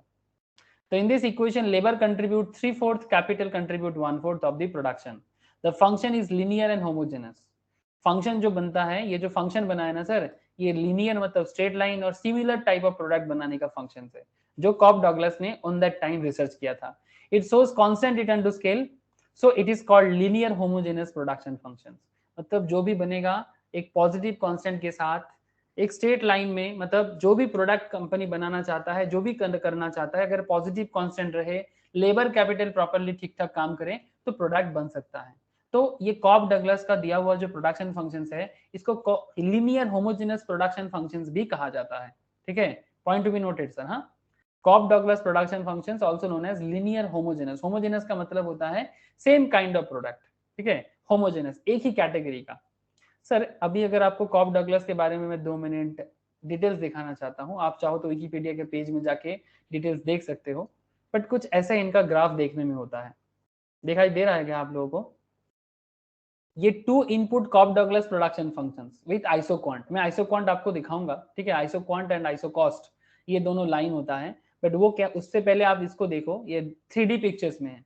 जैसे 3D पिक्चर्स, ये देखो बिजनेस क्या करता है, कुछ ना कुछ, के फॉर क्या, कांस्टेंट, एल फॉर लेबर, ठीक है। यहाँ पर एल फॉर लेबर है, के फॉर यहाँ पर मोस्ट प्रॉब्ली कैपिटल को डिनोट किया है। ये देखो यहाँ पर इनका कॉन्सेप्ट क्या है, y इक्वल्स टू, अच्छा हम लोग जैसे किताब में पढ़े हैं उसको थोड़ा यहाँ पर अलग लेवल में दिया है, वो अलग अलग ऑथर ने अलग अलग दिया है। यहाँ पर y equals to A L beta into K to the power alpha, ऐसे दिया है, जहां पर y का मतलब है total production, L for labour, K for capital. अच्छा, इसका मतलब क्या हुआ, के एंड एल ये दोनों आपका क्या है, इनपुट है, ठीक है, और y जो है वो आपका आउटपुट है। तो आप कितना लेबर और कितना कैपिटल देते हो उस पर डिपेंड करता है आपका आउटपुट कितना निकलेगा। बात समझ में आ रहा है ऐसा? हेलो, क्या आप लोगों को पॉइंट समझ में आ रहा है कि आपके लेबर और कैपिटल पे डिपेंड करता है, आपके लेबर और कैपिटल पे डिपेंड करता है कि आपका आउटपुट कितना आएगा। डोंट वरी, हम लोग आइसोक्वांट लाइन भी ड्रॉ करना सीखेंगे, ठीक है, आइसोक्वांट लाइन भी ड्रॉ करना सीखेंगे, वो भी है इस मैथ के अंदर भी है। तो सर ये है कॉप डगलस प्रोडक्शन फंक्शन, जिन्होंने प्रोडक्शन फंक्शंस के बारे में काफी दिन पहले, ठीक है, most probably 1927, you can see it here, 1927 से लेके 1947 ये इनका टाइम पीरियड था। इन दिनों इन्होंने इस मैटर पे बात किया था। Cobb-Douglas is a particular functional form of the production functions widely used to represent the technological relationship between the amounts of two or more inputs, physical capital and the amount of output that can be produced by those inputs. तो क्या आप बना सकते हो input के साथ, तो क्या इनपुट देते हो और क्या आउटपुट निकलते हैं, इसके पर उन्होंने काफी अच्छा काम किया था. This particular production function is also known as linear homogeneous production functions. आप चाहो तो ये आइसो मतलब जब भी आपको कॉब-डगलस पूछ ले, आप चाहो तो उसके साथ साथ ये कॉब-डगलस का ये वाला ग्राफ भी पुट कर सकते हो अगर आपको ड्राइंग का जगह मिलता है. अगर सिर्फ एमसीक्यू क्वेश्चंस है तो जस्ट आपको पूछ लेगा कि भाई मतलब उसमें टाइप्स ऑफ क्वेश्चन होते हैं ना, ऐसा कि आपको ये फार्मूला पूछ सकता है कि भाई ये फार्मूला किसके साथ जाता है, तो यू हैव टू नो कि कॉब-डगलस प्रोडक्शन फंक्शंस में फार्मूला में क्या रहता है. उसमें क्वांटिटी या आउटपुट रहेगा, उसमें कैपिटल रहेगा, उसमें लेबर रहेगा, दो कांस्टेंट रहता है, ठीक है, दो कांस्टेंट रहता है, पॉजिटिव कांस्टेंट जो अल्टीमेटली प्रोडक्शन पे हेल्प करता है. जैसे यहाँ पर भी एक सिमिलर काइंड पे दिया हुआ है, चाहे वो वाला देख लो ये वाला, इसका कोई हार्ड एंड फास्ट रूल नहीं है. Different author represent this point in a different way. ठीक है, ओके सर, ठीक है, आ जाओ. ये थोड़ा सा ट्रिकी एरिया था, डोंट वरी. जैसे स्टार्टिंग में स्टोरी था, उसके बाद ट्रिकी एरिया में कॉब-डगलस आ गया. अब हम लोग प्रोडक्शन का कुछ इंपॉर्टेंट पार्ट में बात करेंगे. अच्छा, मुझे एक चीज बताओगे क्या, समझ में आ रहा है कि नहीं? Yes sir. Yes, sir. Okay sir, देखो. अच्छा, इसमें एक पॉइंट है सर, टीपी. सर टीपी क्या है? Sir TP means total production. TP का मतलब होता है total production. Sir what is the meaning of total production? Sir total production is the total output resulting from the effort of all the factors of production combined together at any time. मतलब किसी particular time पे जितना input आपने दिया उसके basis में आपने कितना आउटपुट कर लिया. सिंपल बात है. अगर आपने कुरकुरे का पैकेट बना रहे हो तो अगर आपने 100 पैकेट्स या 1000 पैकेट्स कुरकुरे बना लिया तो that is your total production. अगर आपने मर्सिडीज बेंच ऑर्डर था मर्सिडीज बेंच का, 50 मर्सिडीज बेंच बना लिए मार्केट ऑर्डर के हिसाब से, that is your total production. समझ रहे सर? माँ ने घर में खाना बनाया, अगर घर में 5 फैमिली मेंबर्स थे तो 5 जन के लिए जितना खाना चाहिए था 5 प्लेट खाना बनाया माँ ने, तो दैट इज टोटल प्रोडक्शन. तो what is the TP? TP is the total output resulting from the efforts of all the factors of production combined together at any time. Combined together at any time. बस simple यही है TP. Sir अगर TP समझ गए, but AP क्या है? Sir AP मतलब average production. Sir average production कैसे निकलते हैं? सर ये से पूछ लेते एग्जाम में, बड़ा ही पॉपुलर पॉइंट है. सर एवरेज प्रोडक्ट और एवरेज फिजिकल प्रोडक्ट में be defined as total product पर unit employment of the variable input. मतलब आप जितना टोटल प्रोडक्शन कर रहे हो उसको अगर आप वेरिएबल इनपुट या लेबर से डिवाइड करते हो, ठीक है, तो आपको एवरेज प्रोडक्शन मिल जाता है. मतलब पर लेबर के हिसाब से कितना प्रोडक्शन हुआ है, इस तरह का. डोंट वरी, एग्जांपल करेंगे ना और क्लैरिटी आ जाएगा एवरेज प्रोडक्शन कैसे काम करता है. मतलब जितना टोटल प्रोडक्शन होगा उसको अगर आप लेबर से डिवाइड कर दोगे ना, या जितना इनपुट दे रहे हो, लेबर वो कैपिटल हो, तो आपको पता चल जाएगा कि एवरेज कितना लेवल ऑफ प्रोडक्शन होता है. ठीक है, अगर मानो कि साल भर में 5 लाख प्रोडक्शन होता है कि कोई पर्टिकुलर प्रोडक्ट, उसमें लेबर इनपुट लगता है 5000, तो एवरेज में कितना प्रोडक्शन हो जाता है. इस तरह का कॉन्सेप्ट एवरेज प्रोडक्शन में काम आता है. ठीक है, मतलब गॉड, ठीक है, जिसको हम लोग बंगाली में बोलते हैं गॉड, गॉड प्रोडक्शन को. तो टोटल तो इतना हो गया इस बार, बट क्या हर बार सेम होता है? अरे आप लोग बैट्समैन का बैटिंग एवरेज देखे हो कभी? अरे बैट्समैन का बैटिंग एवरेज या किसी भी प्लेयर का, क्रिकेट देखते हो क्या कोई? हाँ, जैसे मानो अभी Rohit Sharma Indian cricket team का कैप्टन बना है T20 का. अगर मैं आपको रोहित शर्मा का स्टैटिस्टिक्स शो करूं तो आपको यहाँ पर भी प्रोडक्शन का एक इंटरेस्टिंग फैक्ट दिखेगा. देखो रोहित शर्मा स्टैटिस्टिक्स देखो. रोहित शर्मा दिखाई दे रहा है क्या जो मैं शो कर रहा हूँ आप लोगों को? यस. हाँ देखो सर, यहाँ पर इंटरेस्टिंग फैक्ट है. देखो रोहित शर्मा टेस्ट मैच खेला है 43, उसमें रन बनाया मतलब प्रोडक्शन किया 3047. अब इसमें बैटिंग एवरेज कितना किया? 46.87. मतलब पर मैच रोहित शर्मा ने ऑन एन एवरेज 46 रन बनाया है. अब ये कैसे पता किया? ये जो टोटल रन बनाया ना, इसको कितना मैच खेला इससे डिवाइड कर दिया, तो टोटल प्रोडक्शन हो गया टोटल रन स्कोर, और टोटल मतलब divided by number of units, वो हो गया नंबर ऑफ मैचेस. तो टोटल प्रोडक्शन को अगर आप नंबर ऑफ मतलब टोटल रन स्कोर को अगर नंबर ऑफ मैच से डिवाइड कर दिया तो क्या मिल गया? रोहित शर्मा का बैटिंग एवरेज कितना वो पर मैच में रन बना लेता है. 46 रन पर मैच में वो बना लेते हैं. गुड बैट्समैन, किसी भी बैट्समैन का अगर एवरेज 40 से ऊपर होता है ना, तो आप उसको एक गुड बैट्समैन समझ सकते हो क्रिकेट में। Seriously, I am not joking. 50 plus मतलब आउटस्टैंडिंग, ठीक है। 60 प्लस मतलब सुपर प्लस, सुपर बैट्समैन है वो, ठीक है। 50 के ऊपर 60 के ऊपर मतलब बहुत अच्छा बैट्समैन है। वनडे में इसका एवरेज है 48, मतलब टेस्ट से भी अच्छा बैट्समैन है वनडे में। T20 में 33, T20 का एवरेज 30 के पार, मतलब बहुत अच्छा, ठीक है। लेकिन अगर बॉलर का एवरेज जितना कम हो उतना अच्छा, ठीक है। कितना वो बॉल किया है, उसमें कितना विकेट मिला है, उस पर डिपेंड करता है एवरेज, ठीक है। तो बॉलर का एवरेज 112 मतलब बहुत खराब, ठीक है। ये जितना कम होता है उतना अच्छा, समझ रहे हैं सर। तो ये मैं आपको फिलहाल आपको छोड़ो, मैं बॉलर का मैटर में और नहीं जाना चाहता। सिंपल आपको बैटिंग एवरेज से ही समझा सकता हूँ कि किस तरह से मार्केट में या फिर बिजनेस में टोटल प्रोडक्शन और एवरेज प्रोडक्शन काम किया, ठीक जैसे क्रिकेट में रोहित शर्मा का बैटिंग एवरेज और टोटल रन काम किया। कुछ समझ में आया? अरे बोलो सर, ये सब सिंपल sir. इकोनॉमिक्स का स्टैटिस्टिक्स है, ठीक है। ये सब रियल लाइफ बातें हैं। इसीलिए तो इकोनॉमिक्स के साथ साथ स्टैटिस्टिक्स एक साथ पढ़ाया जाता है। क्यों? Because economics and statistics hand to hand चलता है, मतलब अपने हाथों में हाथ पकड़ के चलता है। मतलब इकोनॉमिक्स तो नॉलेज है और स्टैटिस्टिक्स उसका एप्लीकेशन। मतलब स्टैट्स के थ्रू से एक्चुअली पता चलता है कि हो क्या रहा है ना। स्टैट्स के चलते पता चलता है कि हो क्या रहा है। You need a data, and data represent करता है स्टैट, बट उसके पीछे का जो मतलब कॉन्सेप्ट है वो एक्चुअली इकोनॉमिक्स है। And there is another concept that is called MP, marginal production. जो लोग इससे पहले डिमांड के क्लास में यूटिलिटी पढ़ चुका है ना, यूटिलिटी, वो भी इस तरह का पॉइंट पढ़ के आया है। Total utility, TUMU, very good sir. Marginal utility as well as marginal utility and average utility, वहां पर भी हम लोगों ने पढ़ के आया। सिमिलरली यहाँ पर भी आ गया marginal production. Sir what is marginal production? Sir ये भी बड़ा सिंपल है कि MP is the change in total production due to change in quantity of variable factor. Sir ये वेरिएबल फैक्टर क्या है? जैसे कि लेबर, मतलब किसी भी प्रोडक्ट जब प्रोडक्शन किया जाता है, ठीक है, तो वो प्रोडक्शन चेंजेस किस पे डिपेंड करता है? अगर आप लेबर ज्यादा दोगे तो ज्यादा ज्यादा प्रोडक्शन करोगे। हाँ सर, किसी भी चीज पे, चाहे आप मर्सिडीज बना लो, चाहे आप कुरकुरे बना लो, जैसे कि हम शुरू से बात कर रहे हैं, अगर आपका लेबर ज्यादा होगा तो आपका प्रोडक्शन भी बढ़ेगा ना सर। हेलो, और लेबर कम होगा तो प्रोडक्शन भी कम होगा। am I राइट और wrong sir? yes sir, yes ना।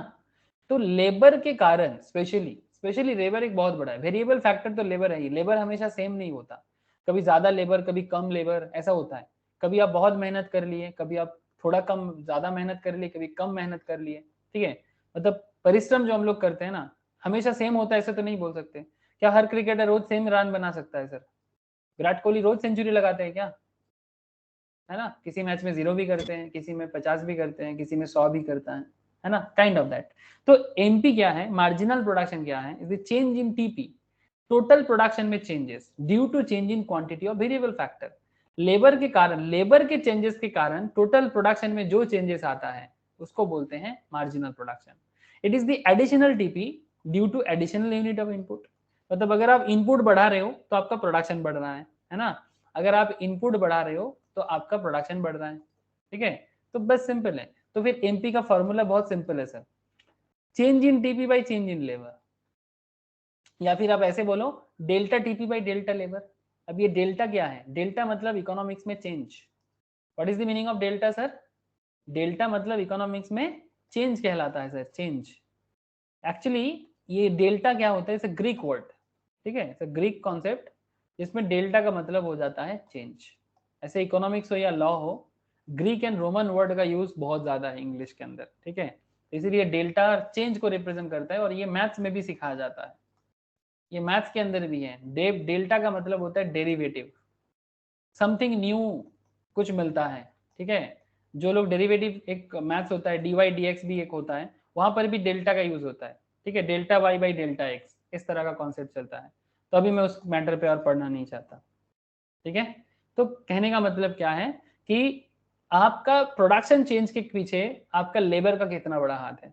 अगर आपका लेबर बढ़ रहा है, अगर आपका लेबर बढ़ रहा है तो आपका प्रोडक्शन चेंज होगा। सर एक एग्जांपल देखो, अभी दूध का दूध पानी का पानी हो जाएगा, समझते हो ना? दूध का दूध पानी का पानी मतलब अभी सब कुछ क्लियर हो जाएगा। सर टोटल प्रोडक्शन कितना बोला? 200 यूनिट्स, 200 यूनिट्स टोटल प्रोडक्शन है। व्हेन लेबर कितना है? 10। जब आपके पास लेबर है 10, तब आप 200 यूनिट प्रोडक्शन कर लेते हो, बट जब आपके पास टोटल प्रोडक्शन 250 हुआ, बिकॉज लेबर आपने 15 कर दिया, तो लेबर 10 से 15 हुआ, तो प्रोडक्शन भी 200 से 250 हुआ। तो फिर यहाँ पर आपको एमपी क्या मिलेगा, मतलब मार्जिनल प्रोडक्शन क्या हो जाएगा, delta TP by delta labour, delta TP by delta labour, दिखाई दे रहा है sir, delta TP by delta Yes, labour, sir. मतलब टोटल प्रोडक्शन में चेंज। पहले आपका प्रोडक्शन कितना होता था, पहले होता था 200, अभी कितना हो रहा है 250। Negative should be ignored here. हाँ, you just need a change, आपको सिर्फ चेंज को लेके काम करना है। 250 और 200 के बीच में क्या फर्क है, 50 का। और 15 लेबर और 10 लेबर के बीच में कितना फर्क है, what is the difference between 15 and 10, 5 का, है ना।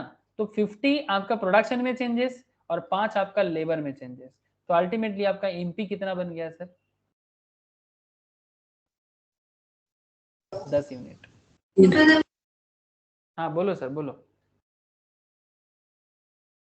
हेलो, कोई कुछ सवाल कर रहा था, किसी का कुछ क्वेश्चन आ रहा था, मुझे लग रहा है। बोलो सर, किसी के मन में क्या डाउट है, टीपी एपी एमपी, क्या डाउट है बोलो। अद्विति, प्रियाक्षी, सोमोदीप, सभी को पूछ रहा हूँ, just tell me sir, TP AP MP clear है कि नहीं, एग्जाम्पल भी समझ में आया कि नहीं, बताना सर प्लीज। आप लोगों का हाँ ना is very important for me. समझ में नहीं आया तो भी बोलो, अगर आया तो भी बोलो। किरे बोझा कैसे, मन्नान, विश्वजीत? Yes, sir. मेरे को विश्वजीत का तो आवाज आ गया, बाकी लोग बताओ ना सर। Yes, sir. Sir. हाँ बोल, स्नेहशीष बोल। यस सर बोली ना कि Yes, sir. ठीक है। देखो सर, तो फिर टीपी एमपी एमपी हो गया, मतलब टोटल प्रोडक्शन क्या है, एवरेज प्रोडक्शन क्या है, टीपी टोटल प्रोडक्शन, मतलब जब हम कोई भी चीज टोटल में कितना बना रहे हैं, ठीक है, सिंपल बात है। एवरेज प्रोडक्शन मतलब टोटल प्रोडक्शन करने के टाइम पे कितना वेरिएबल इनपुट यूज कर रहे हैं, उसे डिवाइड करते तो एवरेज मिल जाएगा। मार्जिनल प्रोडक्शन का मतलब होता है कि change in total production divided by change in input, मतलब चेंज इन लेबर, ठीक है। तो प्रोडक्शन में चेंजेस एंड लेबर में चेंजेस, तो you will get marginal production. ऐसा क्वेश्चन एग्जाम में बहुत पूछता है, सो बी केयरफुल, ओके। एमपी का कैलकुलेशन एग्जाम में बड़ा पॉपुलर है, ठीक है, इवन एवरेज भी पूछ सकता है, but MP is very popular question, okay. Now we will discuss about AP and MP. अभी हम लोग क्या बात करेंगे सर, एवरेज प्रोडक्शन पे एंड मार्जिनल प्रोडक्शन पे। Both average production and marginal production calculated by TP. Sir ये क्या बात हो गया, एवरेज प्रोडक्शन मार्जिनल प्रोडक्शन दोनों को कैलकुलेट कर सकते हैं टीपी के थ्रू से। टीपी मतलब टोटल प्रोडक्शन। यस सर, मैं आपको अभी समझाता हूँ, wait and watch. When AP rises, जब मार्जिनल प्रोडक्शन सॉरी जब एवरेज प्रोडक्शन राइज करता है, तब मार्जिनल प्रोडक्शन भी राइज करता है। When AP rises MP also rises, don't mug up, I will understand you shortly, wait sir.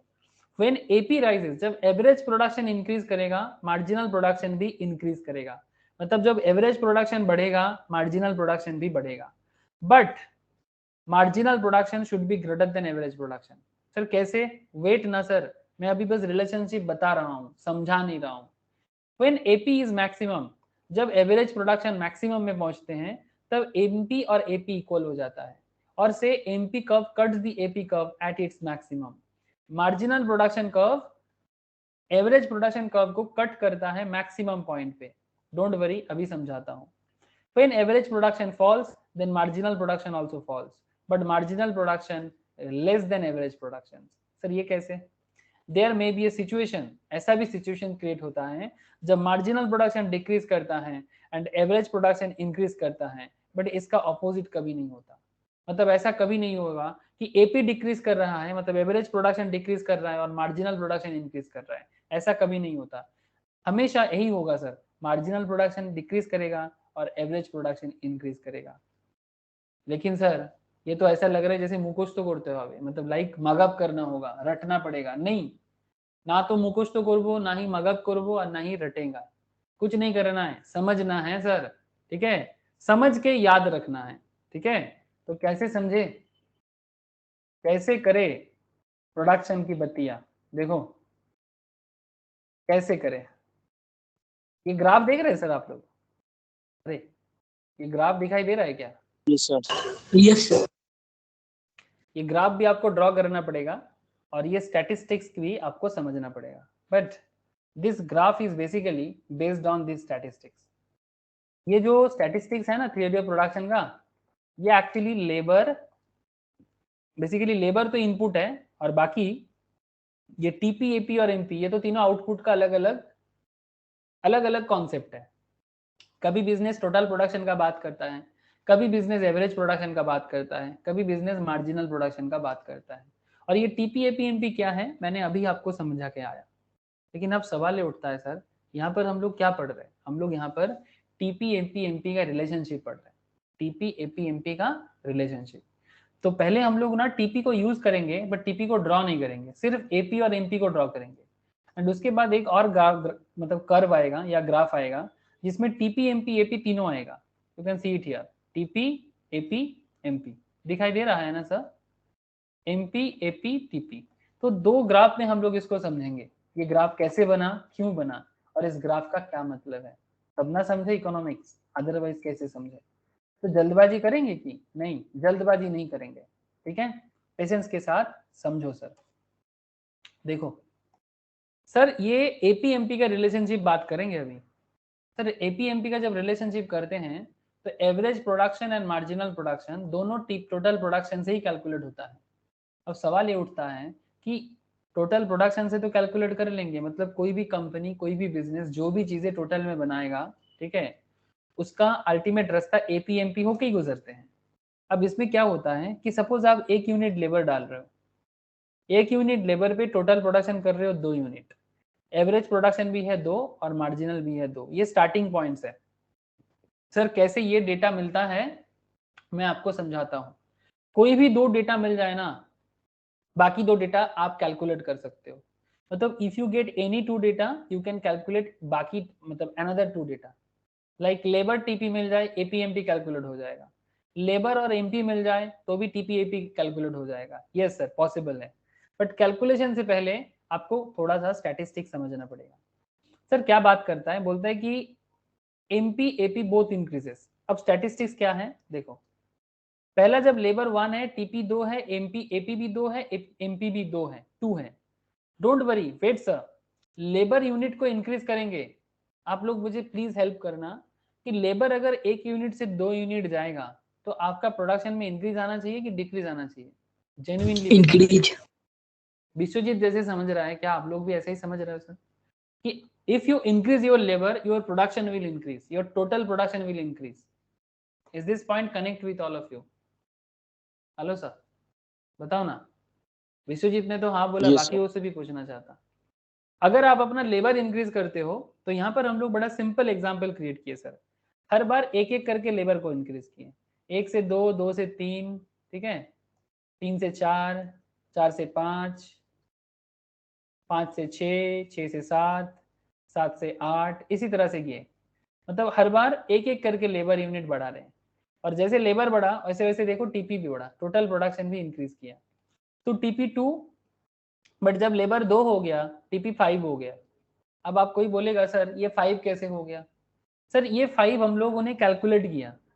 मतलब ये कैलकुलेशन कैसे आया, इसके पीछे एमपी का भी एक बहुत बड़ा हाथ होता है। मैं आपको क्या बोला सर, कोई भी 2 चीज आपको समझना पड़ेगा, या तो आप एमपी से कर लो कैलकुलेशन या तो टीपी से कर लो। सर अगर टीपी 2 से 5 हो गया तो आपका मार्जिनल प्रोडक्शन कितना हुआ होगा? 2 से 5 का गैप कितना है? 3. 2 से 5 का गैप है 3, है ना? और देखो यहाँ पर आपका मार्जिनल प्रोडक्शन हो गया 3। इसका मतलब है पर यूनिट लेबर पे आपका प्रोडक्शन जितना बढ़ता है, जो चेंजेस होता है प्रोडक्शन से, Change in TP by change in labor. Yes sir, change in TP by change in labour. तो change in TP by change in labour, तो टीपी में चेंजेस कितना? 3 का, लेबर में चेंजेस कितना? 1 का। 1. समझ में आया कुछ? 1 से 2 का चेंज मतलब 1 और 2 से 5 का चेंज मतलब 3, तो 3 by 1 मतलब 3, तो you will get your MP 3। Is this point clear? ये 3 कैसे कैलकुलेशन हुआ? Yes. आपको पहला वाला तो समझना पड़ेगा, ये पहला वाला तो आपको कहीं ना कहीं से लाना पड़ेगा। इसको आप 2 मानो 5 मानो अपना मर्जी, उसके हिसाब से आपको बाकी चीज भी पुट करना पड़ेगा, ठीक है। या तो कोई भी 2 डेटा पॉइंट आपको चाहिए, या तो लेबर और टीपी ले लो, या तो लेबर और एमपी ले लो। अगर आपके पास लेबर और एमपी पता है तो आप टीपी भी निकाल दोगे। कैसे पता? 2 + 3 करके 5 आ जाएगा ना सर। अरे 2 + 3 करके 5 आ जाएगा। Yes, sir. सिमिलरली जब आपका लेबर 2 से 3 हुआ, ध्यान से सुनना सर, देखना भी और सुनना भी। जब आपका लेबर 2 यूनिट से 3 यूनिट हुआ, आपका टोटल प्रोडक्शन 5 यूनिट से 9 यूनिट हुआ, है ना। अब सवाल ये उठता है सर तो फिर एमपी कितना है? तो सर 5 से 9 का चेंजेस कितना, 4, और 2 से 3 का चेंजेस कितना, 1, तो 4/1 कितना हुआ?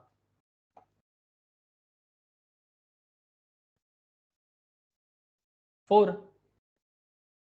9 से 12 का चेंजेस कितना? 3। 3 से 4 का चेंजेस कितना? 3, 3 से 4 1, तो 3/1 1, 3/1 3, 3. है ना। अब देखो कॉन्सेप्ट इज वेरी सिंपल। आपको यहाँ पर क्या कैलकुलेट करने बोला जा रहा है? एमपी कैलकुलेट करने बोला जा रहा है। आपको क्या पता है सर? लेबर पता है और टीपी पता है। आपको कोई भी 2 डेटा चाहिए, या तो लेबर टीपी ले लो या तो लेबर एमपी ले लो। तो हम लोग लेबर और टीपी को ले रहे हैं और एमपी कैलकुलेट कर रहे हैं। तो व्हेन लेबर इज 1, टीपी कितना था? 2। जब लेबर 2 कर दिया, टीपी हो गया 5। लेबर 3 कर दिया, टीपी हो गया 9। तो एमपी कितना हो जाएगा? Delta TP by delta labour, Labor, variable labor. Variable unit जो वैरी करता है। सो 2 to 5 का चेंजेस 3, तो 3/1 कितना हो गया? पहला वाला तो ये भी 2 रहेगा, पहला वाला में तो नो चेंजेस। सेकंड पॉइंट में 2 से 5 का चेंजेस 3, तो 3/1 3। 3, 5 से 9 का चेंजेस 4, 4/1 4, है ना। इसी तरह से ये पूरा का पूरा हिसाब बना है। टेबल समझ में कुछ आ रहा है? एपी समझा रहे सर? एपी में अभी नहीं आए, मैं आपको सिर्फ लेबर टीपी और एमपी समझा रहा हूँ। अब देखो सर 4 से 5 यूनिट का चेंजेस, 1 यूनिट, है ना। लेबर कितना इंक्रीज किया आपने? 5, 1 यूनिट पे। टोटल प्रोडक्शन हो गया 12 से 14। तो ये कितने का चेंजेस? 12 से 14 का चेंजेस मतलब 2 का चेंज, और 4 से 5 का चेंज मतलब 1 का चेंज। तो 2/1 कितना हो जाता है सर? 2। 2/1 कितना हो जाता है? 2। 2, बताओ सर ये समझ में आ रहा है कि नहीं? सिमिलरली इधर देखो, प्रोडक्शन ना एक सर्टेन लेवल पे जाके रुक जाता है। आपका टोटल प्रोडक्शन एक सर्टेन लेवल पे जाके रुक जाता है। This is economics. इकोनॉमिक्स क्या होता है सर? इकोनॉमिक्स में एक चीज समझ लो सर, एक सर्टेन लेवल के बाद आपका कैपेसिटी कंप्लीट हो जाता है। चाहे आप कितना भी लेबर दे दो, प्रोडक्शन और नहीं होगा। चाहे आप कितना भी लेबर दे दो और प्रोडक्शन नहीं हो सकता। क्यों? पॉजिटिव कांस्टेंट नहीं होता है ना। और अरे भाई आपको क्या सारा दिन अगर मेहनत करा जाए तो क्या आप सारा दिन मेहनत कर लोगे, या फिर कभी ना कभी जाके थक जाओगे? अरे थक जाएंगे. थक जाओगे ना। हाँ, अगर आपको बोला जाए कि भाई ले क्रिकेट खेलना पसंद करता है, बैट ले बॉल ले सारा दिन क्रिकेट खेल। डांस करना पसंद करता है, सारा दिन तेरे को चल जो भी डांसिंग इक्विपमेंट्स है दे देते हैं, डांस कर। क्या पॉसिबल है सब कुछ करना? आपको खाना बनाना अच्छा लगता है तो क्या No, पैसा, हाँ जो भी, चाहे आप फूड बनाते हो जो भी, तो एक सर्टेन टाइम के बाद क्या होता है सर, आप कितना भी इनपुट दे दो, कितना भी लेबर दे दो, प्रोडक्शन पे चेंजेस नहीं आता है। तो वही सिचुएशन यहाँ पर भी आया। इनपुट दिया जा रहा है पर प्रोडक्शन पे चेंजेस नहीं हो रहा है। Look at here sir, look at here, 6 unit से 7 यूनिट आपने लेबर तो बढ़ाया बट प्रोडक्शन 15 था, 15 ही रह गया।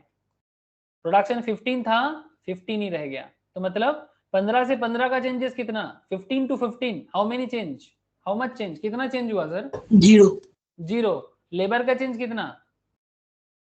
1, 1। तो 0/1 कितना होता है? 0. 0। समझ रहे सर?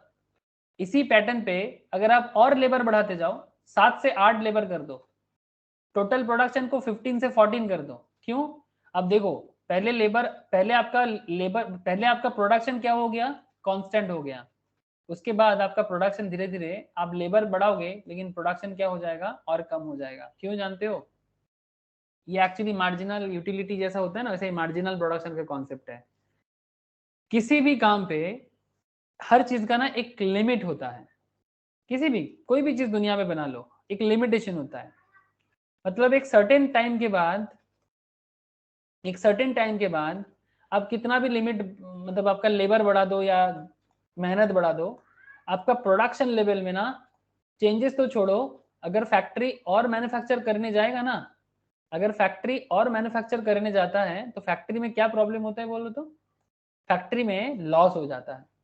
क्या आप लोगों को मेरा बात समझ में आ रहा है? ऐसा मतलब आप देखे होंगे ऐसा, मार्केट में अगर मानो डिमांड नहीं है, मार्केट में मानो डिमांड उतना नहीं है, आप प्रोडक्शन करे जा रहे हो, ये हर बिजनेस के साथ होता है। जैसे एक सिंपल एग्जांपल देते हैं, आप लोगों को ना हर चीज के लिए डेमो देना पड़ता है ना सर? बिना डेमो का जैसे आपका दिमाग काम ही नहीं करता। तो आप लोग नोकिया के बारे में जानते हो?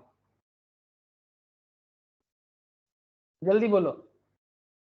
Yes, sir. पॉपुलर एग्जांपल है, दैट्स वाई ले रहे हैं। नोकिया मोबाइल जानते हो ना? क्या ये फोन आज उतना ही चलता है जितना 10 साल पहले चलता था? अब तो नहीं चलता है, ना के बराबर।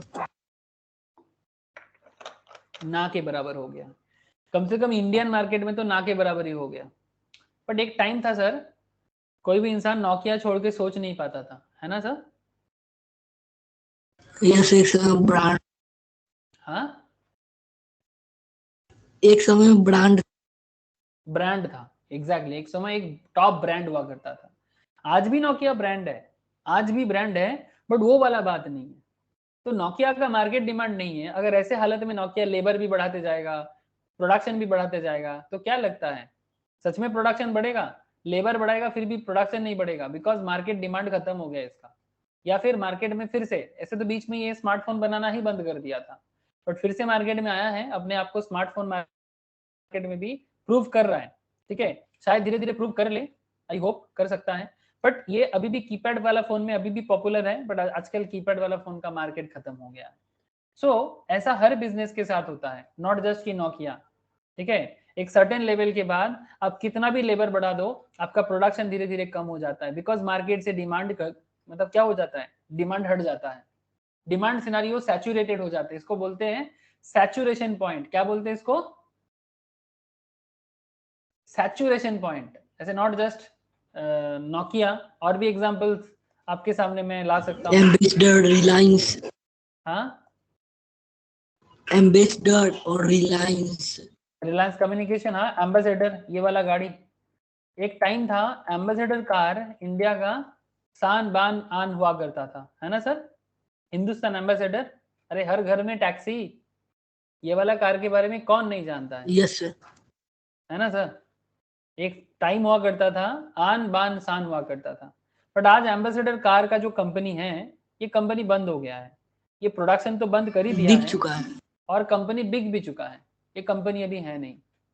तो एक जमाने में जिसका प्रोडक्शन के लिए लोग लाइन लगाता था, आज उसके लिए लाइन नहीं, कंपनी ही बंद हो गया है, इसका कंपनी ही बंद हो गया। आप समझ रहे हो ना सर? लेकिन इसका एक न्यू मॉडल फिर से मार्केट में आ रहा है सर। ठीक है, इसका एक न्यू मॉडल फिर से मार्केट में आ रहा है, आप चाहो तो देख सकते हो। ठीक है, कार देखो में जाओ, आप देख सकते हो, इसका न्यू मॉडल आ रहा है सर। ठीक है, 4 लाख से दाम स्टार्ट किया इसका।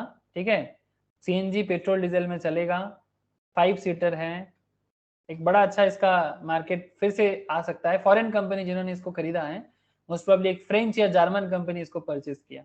ठीक है, तो एक न्यू कॉन्सेप्ट बन सकता है हिंदुस्तान एम्बेसडर में फिर से। बट करेंटली इसका कंपनी बीच में बंद हो गया था। समझ रहे सर? हेलो? तो क्या होता है प्रोडक्शन लेवल में, क्यों कांस्टेंट आता है, समझ में आ रहा है practically as well as statistically? Please sir मुझे हेल्प कीजिए थोड़ा। आई अंडरस्टैंड इट्स ट्रिकी, थोड़ा बहुत ट्रिकी है, बट इतना भी आउट ऑफ वर्ल्ड नहीं है। क्या रे मन्नान, अद्रिति, प्रियाक्षी, सोमोदीप, सभी को पूछ रहा Yes. हूँ। अर्पिता बुझते पाচ্ছিস? Yes, sir. বুঝতে পারছিস তো? ক্লিয়ার হচ্ছে তো? আরে Yes, sir. ওকে স্যার, ঠিক আছে, আমি পুরোটা কমপ্লিট করি, পুরোটা কমপ্লিট করার পর দেখবি আরো ক্লিয়ার হয়ে যাচ্ছে। ঠিক আছে, তো টোটাল प्रोडक्शन कैसे धीरे धीरे 15 उसके बाद, और उसके बाद तो मतलब गिरना चालू हो गया सर। मतलब कंपनी और क्यों क्यों क्यों बनाएगा सर? मार्केट जब उसका खराब होने लगता है ना, तो धीरे धीरे प्रोडक्शन फॉल होने लगता है, और जब प्रोडक्शन, इसका टोटल प्रोडक्शन जब फॉल होता है ना, तो मार्जिनल प्रोडक्शन देखो सर, ये देखो, ये जीरो हो गया ना, ये जीरो हो गया, उसके बाद देखो नेगेटिव चालू हो गया इसका। मतलब मार्जिनल प्रोडक्शन नेगेटिव मतलब टोटल प्रोडक्शन फॉल। याद रखिएगा, ये एमपी के साथ टीपी का बहुत बड़ा रिलेशन है। मार्जिनल प्रोडक्शन जब नेगेटिव हो जाता है, कैसे नेगेटिव हुआ कैलकुलेट करो सर। 15 से 14 का चेंजेस, कितने का चेंजेस? मतलब ये लेस -1 -1। 7 से 8 का चेंजेस पॉजिटिव है, मतलब 1 चेंजेस, तो -1 डिवाइडेड बाई 1 कितना हो गया? -1 -1। 14 से 12 का चेंजेस और 8 से 9 का चेंजेस, -2 बाई 1 -2। तो मार्जिनल प्रोडक्शन जब नेगेटिव, तो टोटल प्रोडक्शन अब फॉल करने ही वाला है, कुछ नहीं कर सकते। इस सिचुएशन से कोई भी बिजनेस अपने आप को, मतलब किसी का 5 साल में आ सकता है, किसी का 50 साल बाद आ सकता है, ठीक है, लेकिन बिजनेस साइकिल में ये सिनेरियो कभी ना कभी तो होता है, कभी ना कभी तो होता है, ठीक है। तो ये बहुत खतरनाक से, हाँ, इस सिचुएशन से बिजनेस मतलब अपने आप को रिकवर भी कर सकता है। एक रिसेंट एग्जांपल आपको मैं स्टॉक मार्केट से दे सकता हूँ। आप लोग टाटा मोटर्स जानते हो सर? Yes sir. ये कंपनी लास्ट 1 ईयर में बहुत अच्छा ग्रोथ दिया है सर। इसका शेयर प्राइस ऑलमोस्ट 100 समथिंग से लेके आज 4 मतलब 500 के आसपास चल रहा है लास्ट 1 ईयर में, लास्ट 1 साल में। लेकिन अगर आप इसका 5 साल का हिसाब देखो, ऐसे बहुत ही पुराना कंपनी है और काफी अच्छा बिजनेस है इसका, बट बीच में ये कंपनी, मिडिल में ये कंपनी अगर 5 इयर्स में देखो, आज से 2016 में ये सिमिलर इसी पॉइंट में चल रहा था, बट 2020 के बीच में आके इसका एक एक शेयर 120-26 में पहुंच गया था। क्यों जानते हो? इसका बिजनेस बहुत खतरनाक लॉस में चला गया था, इतना लॉस कि मार्केट में डिमांड भी नहीं था और प्रोडक्शन भी नहीं कर पा रहा था, मॉडल में प्रॉब्लम था, सिनारियो में कुछ ना कुछ इनोवेशन का प्रॉब्लम था। तो टाटा मोटर्स एक बहुत बड़ा प्रॉब्लम में गुजरता, तो तभी इसका शेयर्स 120 में आ गया था, जो शेयर्स 500 का शेयर था। लेकिन वो सिचुएशन से ये कंपनी फिर से अपने आप को संभाला और फिर देखो अपना बिजनेस में ग्रोथ लाया लास्ट 1 ईयर में। तो I hope sir you Maggi understand. या फिर कैडबरी भी। मैगी या कैडबरी, हाँ, आप नेस्ले का भी नाम ले सकते हो, लेकिन नेस्ले एज ए कंपनी इतना ज्यादा डिफरेंस नहीं हुआ, बट फिर भी आप देखोगे तो ओवरऑल ग्रोथ ये नेस्ले देते गया है, ठीक है। बट हाँ, एज ए मैगी कंपनी वो बीच में कुछ प्रॉब्लम में आ गया था, है ना, तू जैसे बोल रहे सिर्फ मैगी को लेके, लीड हो गया था। हाँ, लेड के कारण उसका शीशा, उसके कारण बिजनेस में प्रॉब्लम हुआ यस था, सर। लेकिन फिर से अपने आप को बनाया। और नेस्ले उसका, नेस्ले के अंडर में एक्चुअली चलता है ये, नेस्ले इंडिया के अंदर मैगी चलता है ना। तो चाहे आप स्टैटिस्टिकली देखो या प्रैक्टिकली, हर एंगल से आपको टीपीएमपी समझ में आएगा। और एपी क्या है सर? सर एपी का कैलकुलेशन बहुत ही सिंपल है, total production divided by quantity of labour या वेरिएबल इनपुट। 2/1 कितना होता है? 2। 5/2 कितना होता है? 2.5। 2.5 एवरेज कर रहे हैं 2.5। 9/3 total production divided by number of labour, 9/3 3, 12/4 3, 14/5 2.8, 15/6 2.5, 15/7 2.1, इस तरह से, ठीक है।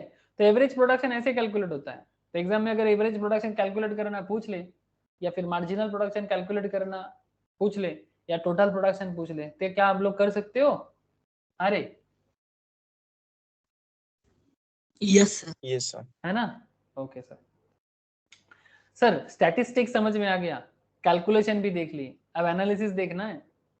अब इतना देर से जो समझे, इसका एनालिसिस क्या होगा, ध्यान से देखो सर। फिर से ध्यान भटका, मतलब वो बोलते हैं ना, थोड़ा सा नजर हटा कि एकदम मुश्किल हो जाएगा। सर सिचुएशन, पहला सिचुएशंस में जब टोटल प्रोडक्शन लेबर बढ़ रहा था, लेबर धीरे धीरे इंक्रीज किया। एपी और एमपी में ध्यान देना, बिकॉज ये हम लोग अभी एपी और एमपी का रिलेशनशिप देखेंगे। एपी एमपी मतलब average production and marginal production, starting में क्या होगा, इंक्रीज करेगा, दोनों इंक्रीज कर रहा है। बट सर किसका स्पीड ज्यादा है, कौन बड़ा लग रहा है, एपी या एमपी? देखो तो एक बार, एमपी। इंक्रीज तो दोनों कर रहे हैं, बट एमपी का स्पीड ज्यादा है, 2 3 4, इसका देखो 2 2.5 3 3, एपी स्लो है कंपेयर टू एमपी, है ना। तो एवरेज प्रोडक्शन और मार्जिनल प्रोडक्शन में अगर कंपेयर किया जाए, स्टार्टिंग में एमपी बड़ा है एपी से, है ना। लेकिन ये कब तक चलेगा ऐसा? ऐसा चलता रहता है जब तक ये दोनों इक्वल ना हो जाता। ये दोनों इक्वल, एक टाइम पे ये दोनों इक्वल हो जाता है, मतलब एपी और एमपी इक्वल हो जाता है। एपी इक्वल्स टू एमपी जब होता है, ठीक है, जब एपी अपना मैक्सिमम में पहुंचते हैं। एपी का मैक्सिमम 3 है ना, तो एपी जब अपना मैक्सिमम में होता है तब एपी और एमपी इक्वल होता है। ये रूल है सर। एपी के मैक्सिमम पे, मतलब एवरेज प्रोडक्शन के मैक्सिमम पॉइंट पे, average production and marginal production equal होना ही होना है। ये रूल है बिजनेस का, इकोनॉमिक का रूल है। अब इसके बाद क्या है ना, इसके बाद एमपी धीरे धीरे गिरने लगता है, एपी भी गिरने लगता है। बट नाउ जब एवरेज प्रोडक्शन मैक्सिमम है और मार्जिनल प्रोडक्शन और एवरेज प्रोडक्शन इक्वल लेवल में है, इसके बाद का सिनेरियो देखो। इसके बाद भी दोनों फॉल करेगा, एपी भी फॉल करेगा, एमपी भी फॉल करेगा। बट किसका स्पीड हायर है सर? कौन ज्यादा फॉल कर रहा है और कौन, MP. मतलब कौन बड़ा और कौन छोटा? 2.8 2.5, इसका देखो 2 से 1, 1 से 0, ये अभी भी 2.1, अभी भी 1.7 1.3, ये तो माइनस पे जाके अटका सर। तो इसमें कौन बड़ा, एपी बड़ा कि एमपी बड़ा? जब दोनों डिक्रीज कर रहा है, जब एमपी एपी बोथ डिक्रीजेस, तब कौन बड़ा है सर? AP. एपी बड़ा है ना। तो हम ऐसे बोल सकते हैं एमपी लेस देन एपी, या फिर एपी ग्रेटर देन एमपी। और जब ऐसा होता है, जब मार्जिनल प्रोडक्शन एवरेज प्रोडक्शन से भी कम हो जाता है, इस सिचुएशंस में टोटल प्रोडक्शन क्या होने लगता है सर? टोटल प्रोडक्शन तभी भी इंक्रीज करता है। देखो 14 15 15 चल रहा है। हाँ, जब मार्जिनल प्रोडक्शन जीरो में पहुंचते हैं, जिस मोमेंट में मार्जिनल प्रोडक्शन जीरो में पहुंचेगा, उस टाइम पे टोटल प्रोडक्शन अपने मैक्सिमम 15 हालत में पहुंच गया। 15 इज द हाईएस्ट ना सर टीपी का, 15 is the Yes, highest sir. point of TP. So when MP equals to 0, when MP equals to 0, TP equals to maximum. Okay, when MP equals to 0, TP equals to maximum. And now in the last part, इसमें क्या होता है? अब इसमें एक खेल हो गया, मार्जिनल प्रोडक्शन नेगेटिव है सर। जब मार्जिनल प्रोडक्शन नेगेटिव है, इस पॉइंट में क्या होता है, टीपी डिक्रीज करना चालू कर देता है। 15 से 14, 14 से 12 हो गया। ध्यान से देखो सर। तो जब नेगेटिव ये है, इसका मतलब क्या? अभी भी देखो AP is greater than MP, लेकिन दोनों ही गिर रहा है, बट एमपी नेगेटिव है। और जब एमपी नेगेटिव है, तब टीपी क्या कर लेगा? तब टोटल प्रोडक्शन डिक्रीज होना चालू करेगा। एक बात यहां से याद रखिए सर, टोटल प्रोडक्शन डिक्रीज कर सकता है, एवरेज प्रोडक्शन भी डिक्रीज कर सकता है, मार्जिनल प्रोडक्शन डिक्रीज भी करता है, जीरो में भी पहुंचता है, नेगेटिव में भी जाता है। बट ये जो टीपी और एपी है ना, टीपी और एपी ये कभी नेगेटिव नहीं होता। टीपी एपी कभी नेगेटिव नहीं होता। अब ये पूरा स्टैटिस्टिक्स को अगर ग्राफिकल प्रेजेंटेशन करे, तो आपको अभी का भी दूध का दूध पानी और हो जाएगा। आप लोग ख्याल कर रहे हो ना सर ठीक ठाक से, जो भी मैं आपको दिखा रहा हूँ सर? तीन चीजें दिखा रहा हूँ आपको, स्टैटिस्टिक्स, प्रैक्टिकल, ग्राफ। इसके बाद भी अगर आप लोग बोलोगे सर समझ में नहीं आ रहा है, इसका मतलब या तो आप सुन नहीं रहे हो, या तो फिर मुझे समझाने में दिक्कत हो रहा है। मेरे को लगता है कि अगर इसके बाद भी समझ में नहीं आ रहा है, मतलब या तो कंसंट्रेशन की कमती है, ये मेरा मानना है। क्योंकि आपको स्टैटिस्टिक्स समझाया गया, आपको प्रैक्टिकल लाइफ में कैसा होता है, क्यों ऐसा होता है वो भी समझाया गया। उसके बाद आपको ग्राफ दिखा रहा हूं सर कि ग्राफिकली इसको प्रेजेंटेशन कैसे किया जाता है। अरे क्लियर हो रहा है ना? Yes, sir.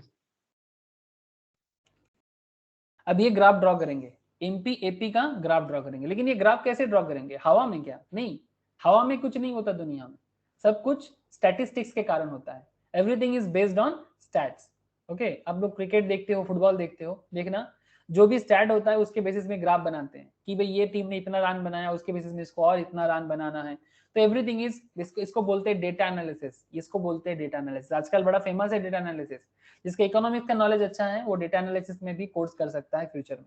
डेटा एनालिसिस या data analytics, data analytics technologically होता है, data analysis is a traditional part. ठीक है, तो अगर आप टेक्नोलॉजिकली डेटा एनालिसिस करते हो तो उसको बोला जाता है डेटा एनालिटिक्स, ठीक है।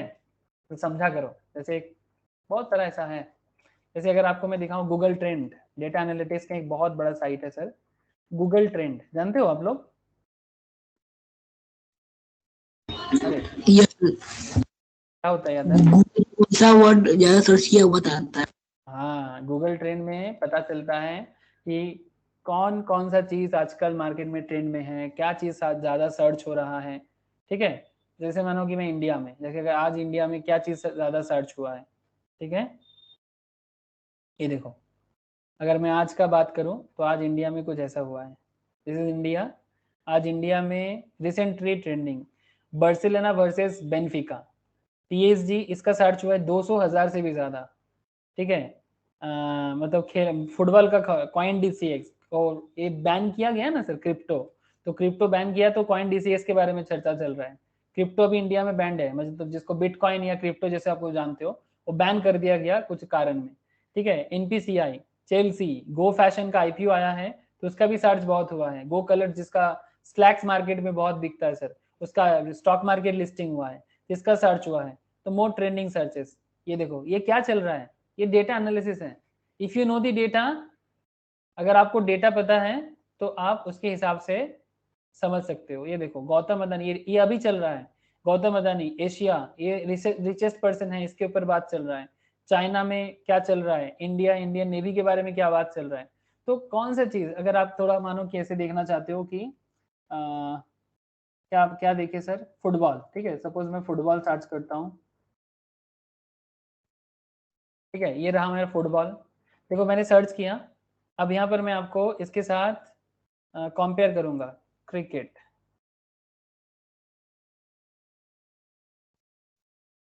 फुटबॉल और क्रिकेट में अगर मैं बात करूं तो इंडिया में किसका सर्च ज्यादा होता है,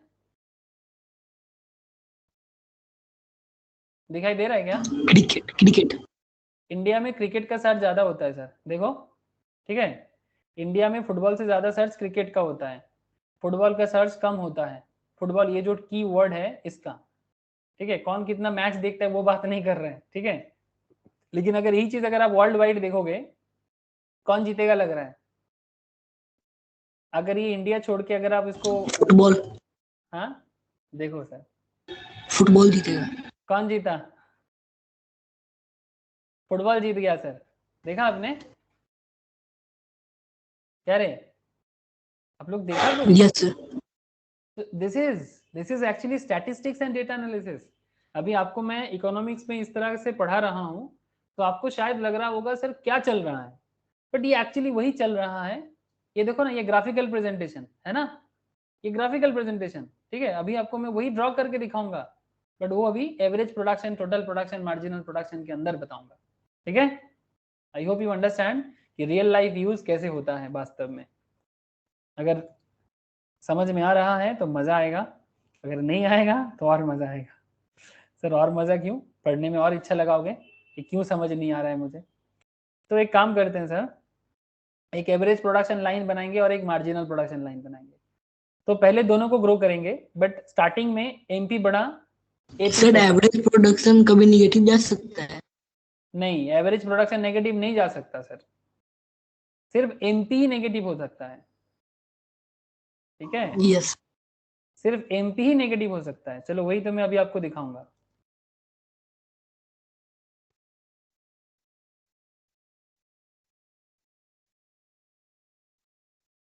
ये नेगेटिव कर दिया, ये MP है, ठीक है।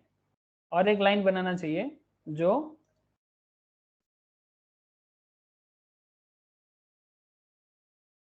एवरेज है,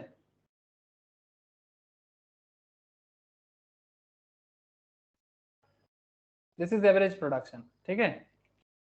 जब भी आप ऐसे प्रोडक्शन किसी भी चीज को ड्रॉ करोगे तो एक साइड में लेबर और एक साइड में आउटपुट, ठीक है। तो दिस साइड इज एक्चुअली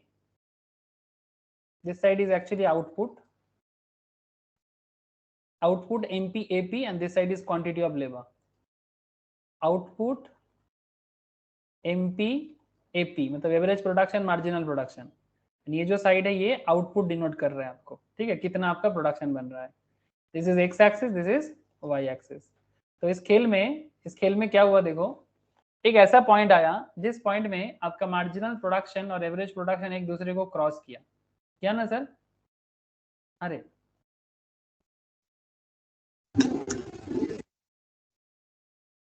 एक दूसरे को क्रॉस किया कि नहीं किया, बताना। Yes. This is the point. इस पॉइंट को बोलते हैं sir equilibrium point. Okay, this point is called equilibrium. और इस पॉइंट में क्या होता है, एपी एमपी इक्वल हो जाता है। एपी इक्वल्स टू एमपी, मतलब average production marginal production equal. अगर इसको हम लोग स्टैटिस्टिकली देखें, पहले ही देख चुके हैं already, AP equals to MP तब होता है जब एपी अपना मैक्सिमम पॉइंट में होता है ना। तो ये देखो, ये एपी का मैक्सिमम पॉइंट, दिस वन है ना, ये जहां पर मेरा बूंदी है वही एक्चुअली मैक्सिमम पॉइंट है। तो इस पॉइंट में एमपी जो है वो नीचे की तरफ आ रहा है, ध्यान से देखिएगा। ये पॉइंट जो है ये इधर आ रहा है और ये इधर क्या कर रहा है, ऊपर की तरफ जा रहा है। ठीक है, तो ये एक ट्राइंगल फॉर्म हो रहा है यहाँ पर। ठीक है, एक ऐसा ट्राइंगल फॉर्म हो रहा है, आप ध्यान से देखो तो आपको समझ में आएगा। एक तरह का एंगल फॉर्म हो रहा है, ए ई एंड बी, मतलब इक्विलिब्रियम लाइन, उसमें एपी इंक्रीज कर रहा है बट एमपी डिक्रीज के तरफ आ रहा है। ये जो सिनारियो बन रहा है ना सर, ये डिक्रीज के तरफ, this is a A point, this is a B point and this is a E point. तो ऐसा ही होता है कि एपी डिक्रीज करेगा एंड एमपी इंक्रीज करेगा और उसी पॉइंट में इक्विलिब्रियम होगा। ठीक है, तो ये पॉइंट हमेशा होता है सर। ठीक है, हमेशा ऐसा ही होता है कि एपी एमपी को ऊपर से काट करता है ना। कौन किसको कट किया, sorry, marginal production average production को अपर से कट किया, कट करके नीचे आया। ठीक है, ऐसा ही हमेशा होता है। इसको मैं आपको स्टार्टिंग में समझा रहा था, ये देखो, देयर मे बी सिचुएशन जो when MP decreases and AP increases but opposite never happened. ऐसा सिचुएशन होगा जो एमपी डिक्रीज करता है एपी इंक्रीज करता है, बट ऐसा इसका ऑपोजिट कभी नहीं होगा कि एमपी इंक्रीज करेगा और एपी डिक्रीज करेगा, ऐसा नहीं होता है सर। ठीक है, आपको कैसे भी समझ में नहीं आएगा कि ऐसा कभी नहीं होगा। हमेशा ऐसा होता है कि एपी इंक्रीज करेगा एमपी डिक्रीज करेगा, ऐसा ही होगा, ऑपोजिट कभी नहीं होगा। समझ में कुछ आ रहा है ऐसा? Hello, Yes, sir. ठीक है, तो ये था रीजन, था रिलेशनशिप, था स्टैटिस्टिक्स है आपके सामने। ठीक है, और ये रहा ग्राफिकल प्रेजेंटेशन। और इस ग्राफिकल प्रेजेंटेशन में जो मेन पॉइंट है, इसको एक बार आप यहाँ पर भी ड्रॉ कर दो। पहला सिचुएशंस में आपका मार्जिनल प्रोडक्शन ग्रेटर देन क्या है, एवरेज प्रोडक्शन। बट इस सिनेरियो में जब आप आ गए, जब फॉल का सिचुएशन है, जब दोनों फॉल कर रहा है एपी एमपी, तब आपका एवरेज प्रोडक्शन जो है वो ग्रेटर देन है मार्जिनल प्रोडक्शन। और एक सिनेरियो देखो, यहाँ पर मैं टीपी को नहीं शो कर रहा हूँ, टीपी को बाद में शो करेंगे। ऐसे टीपी का जो है ना वो ऐसे आता है, एक बार मैं दिखा देता हूँ। टीपी एक्चुअली इसी के ऊपर बेस करके टीपी बनाया जाता है सर, समथिंग लाइक दिस। ठीक है, but I will discuss about TP later. ठीक है, तो फिलहाल आप इतना देखो कि ये टीपी बाद में बताएंगे आपको, अभी फिलहाल आप एपी एमपी को समझो तो जाके टीपी भी समझ में आ जाएगा। But don't need to concentrate now on TP. तो एमपी ग्रेटर देन क्या हो गया सर, एपी हो गया। Marginal production greater than average production, और यहाँ पर average production greater than marginal production. और एक केस क्या हुआ, मार्जिनल प्रोडक्शन नेगेटिव हो गया बट एवरेज प्रोडक्शन नेगेटिव नहीं होता है। नेगेटिव कैसे, बिकॉज ये ओरिजिन है, ये X axis Y axis, this side is called negative side, आप लोग जानते हो, इसीलिए ये नेगेटिव है।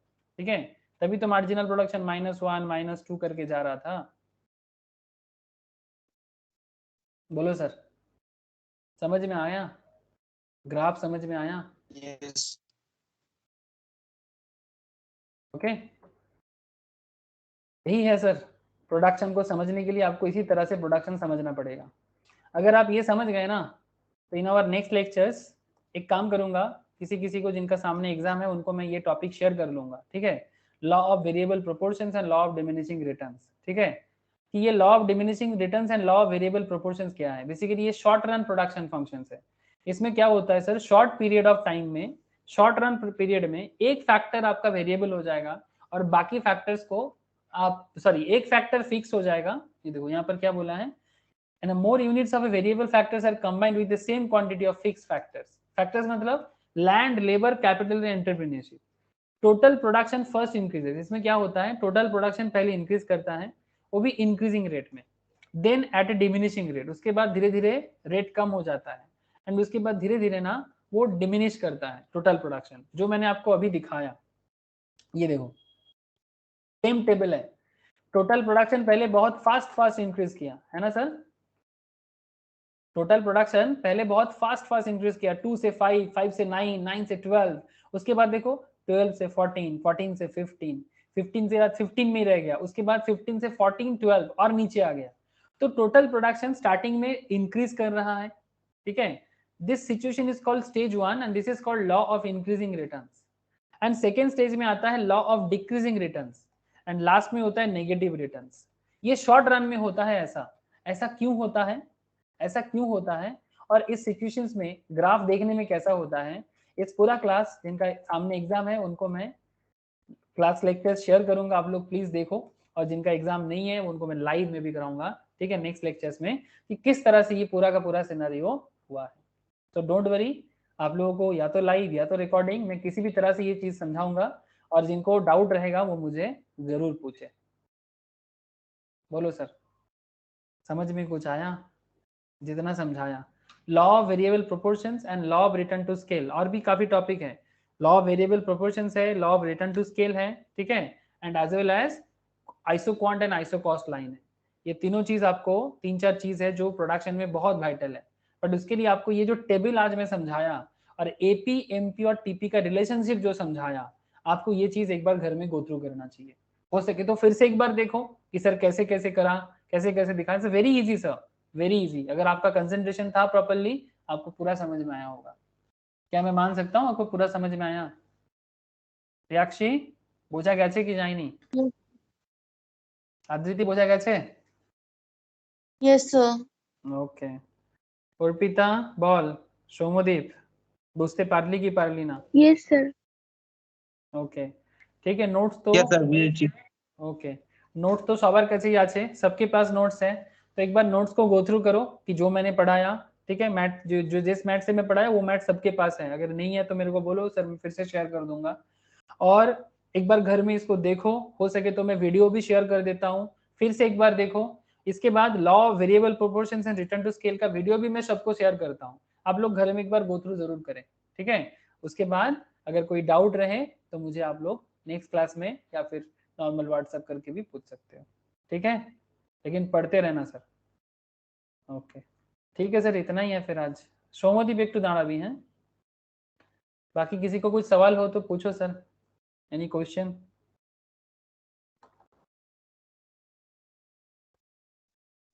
ओके सर, ठीक है, ठीक है सर, टाटा बाय सबको फिर। Bye Bye, sir. sir. Okay bye.